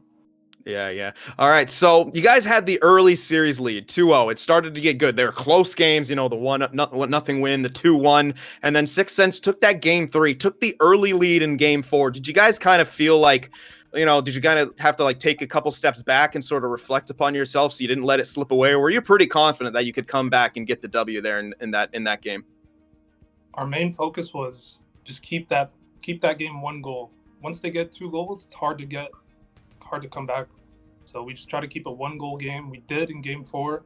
We ended up killing that penalty off and just getting it done. So yeah, it's great, man. Good job by the team overall. Yeah, so in 5 games here, you guys allowed 4 goals total. Now, that might be a bit more common when it comes to the high-level EASHL. That's still very impressive when it comes to, a team as good as 6 Sense. A lot of that is definitely on the 3 of you back there, you, Delisle and Denisov. Can you talk a little bit about, what your guys' preparation is kind of like going into a big series like this? We just try to take our guys in front. A couple times we got caught, and then we just had faith our wingers and center just helped us out when we needed to. And yeah, we discussed a lot about how we should play defensively in the zone, when not to chase, when to chase, because we just know as a team we play really good team defense. So we have a lot of trust in everybody on our team, not just the goalie, the defense. We all play our part. So definitely, yeah. It always takes a 5-man effort right there. And I'm sure you didn't really get a chance to catch it, but how does it feel? Were you guys hyped up a little bit in that game one, knowing that James Cybulski was given the call? I know you guys maybe hear his voice normally, but in a live setting, him calling your guys' game live, did that kind of, give you a little bit of a, extra juice there in that first game? Yeah, James is a legend, to be honest, because growing up in Toronto, I watch the news network here, TSN, and he was the guy I watched every morning. He would be on the broadcast, calling all the highlight plays I watched. So like, it's cool that he's in the game, but it's even bigger than that for me because I watched him call all the highlights and stuff early on in my young life, watching NHL clips. So it's cool, man. I don't know. I'm gonna have to watch it back for sure. It's gonna be a good time. Definitely. I mean, it is pretty surreal experience. I mean, for sure, especially for me getting to sit there kind of virtually next to him. I mean, pretty nuts right there. I feel like celebrating myself, but you guys, champions. Bit of a more personal question as we stray away from hockey. What's your guys' celebratory beverage? What are you guys drinking tonight? Oof, I don't know. I know a couple people are going to be a little dizzy later on, so I don't know. Maybe a couple beers and we'll just see what goes on. There you go. Yeah. How about, for the money? Any plans for the money? You guys just gonna, put it in a bank somewhere? I mean, obviously you can't really go to Disney World here, as the old adage goes, but, what are you guys thinking for it? Like, crazy enough, just yesterday, my computer just broke down and I'm having a tough time just watching the stream, so I'm going to be upgrading the PC. Oh, wow, man. Well, I think that just about wraps it up for us here. We appreciate you coming by, couple interviews, pregame, now postgame as well. You guys are champions. It must feel fantastic. Thanks a lot. Enjoy it with the boys, and we appreciate you taking the time. Thanks, guys. Thanks for all the hard work. Thanks for putting up with us and just doing a great job in general. Hey, man, we get it. I spam A as well, dude. Replays, least of our worries. When we have games that good, I'll forgive you guys. Thank you. Yeah. Have a good one, man. Thank you.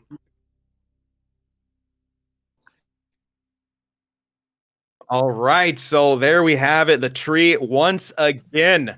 Vertigo, a 5-game series win against Sixth Sense there, and just as heartbreaking as it must be for Sixth Sense, you kind of saw them, losing some of the just some of the fire that they showed so much throughout those first 4 games. But you got to be impressed with Vertigo's performance. And I mean, if you're general, buddy, if you're out there, don't take that to heart. You were absolutely fantastic. Those quick 3 goals, it's rough for you, but sometimes as a goalie in NHL, you sometimes just get the short end of the stick right there, as we might be looking to get Tugi back in here to wrap things up here, buddy. further. I'm here. Oh, I'm letting you run with it.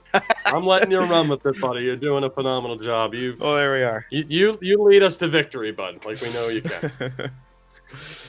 So at the end of the day, first of all, fantastic interview. And Guan, thank you very much for your time. And again, congratulations to you and the rest of Vertigo on a spectacular series. I want to give a shout out to, we've talked about him before, our expert predictions. That, of course, would be Justin, the Crease Place, who did successfully predict that this would end in 5 games for Vertigo. So golf claps all around for one of our resident goalie experts, all things considered. But again, a phenomenal series for Vertigo. No real surprise, again, to do that in as dominant a fashion as they did in that final game. Again, a 5-0 victory. Tough pill to swallow for Sixth Sense, but at the end of the day, still a very strong performance. You have that win over BBV. And again, sometimes, as you mentioned, Sins, things just don't really come together, and they didn't really come together in that final for them. So for Vertigo, as we look to wrap things up here, again, it is tough to say goodbye to this season.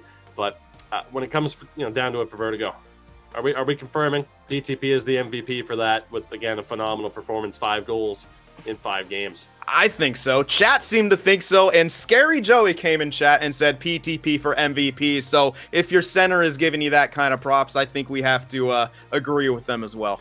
Absolutely. So again, congrats to Vertigo. Thank you to everybody, every player that was involved in making this return for the NACL, for making it what it was. I mean, again, there's a matter of, you have a vision, you try to get it as close to that vision as possible. And I think everybody here, behind the scenes in terms of making this season what it was is fairly happy with the outcome. Not just myself and Sin, but of course F5, Drew Goldfarb being involved was still crazy, and that's something that certainly wouldn't have happened had it not been for the pandemic, but we thank him very much for his time. Of course, Keno behind the scenes, Victor, our producer, who came on here, a couple of weeks into the season for both the NACL and the ECL.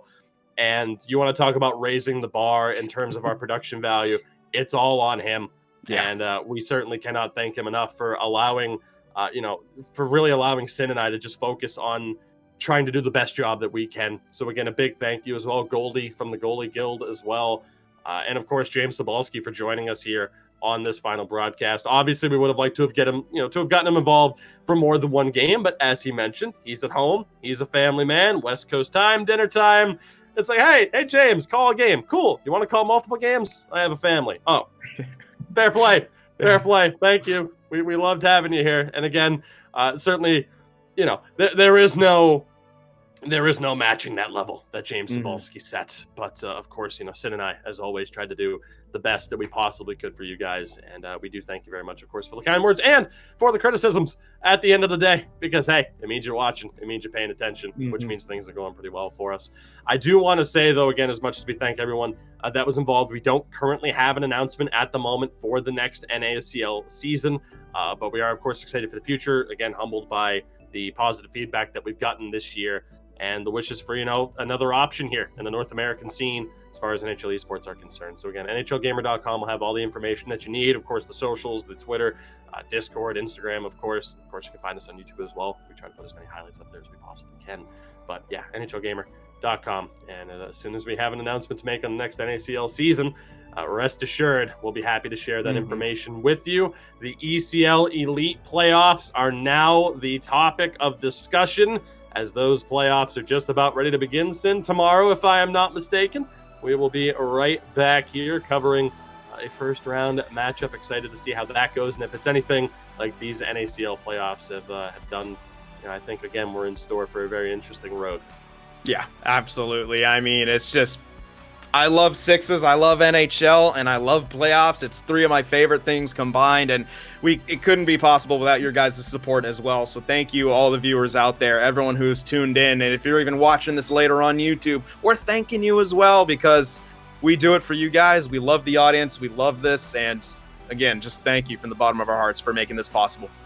Absolutely. I mean, again, when Sin and I joined up with NHL Game, we're like, yeah, we'll see where this goes, but we couldn't imagine really being anywhere else. So again, we thank all of you for being involved again, and congratulations one more time to our champions in Vertigo. Sin, I think I'll be breaking out the most gaudy shirt ever seen in an esports stream. Looks good. Every time we rock the playoffs, this might have to be required wearing at this point.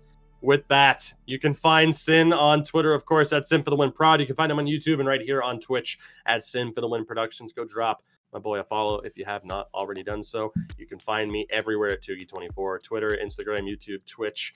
I don't know if I've broken 10K followers. I might be like 2 away. Push me over the line, would you? Let's get me there.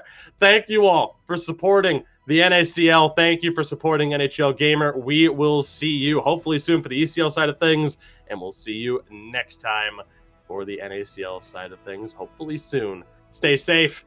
Have a good one. We'll catch you next time.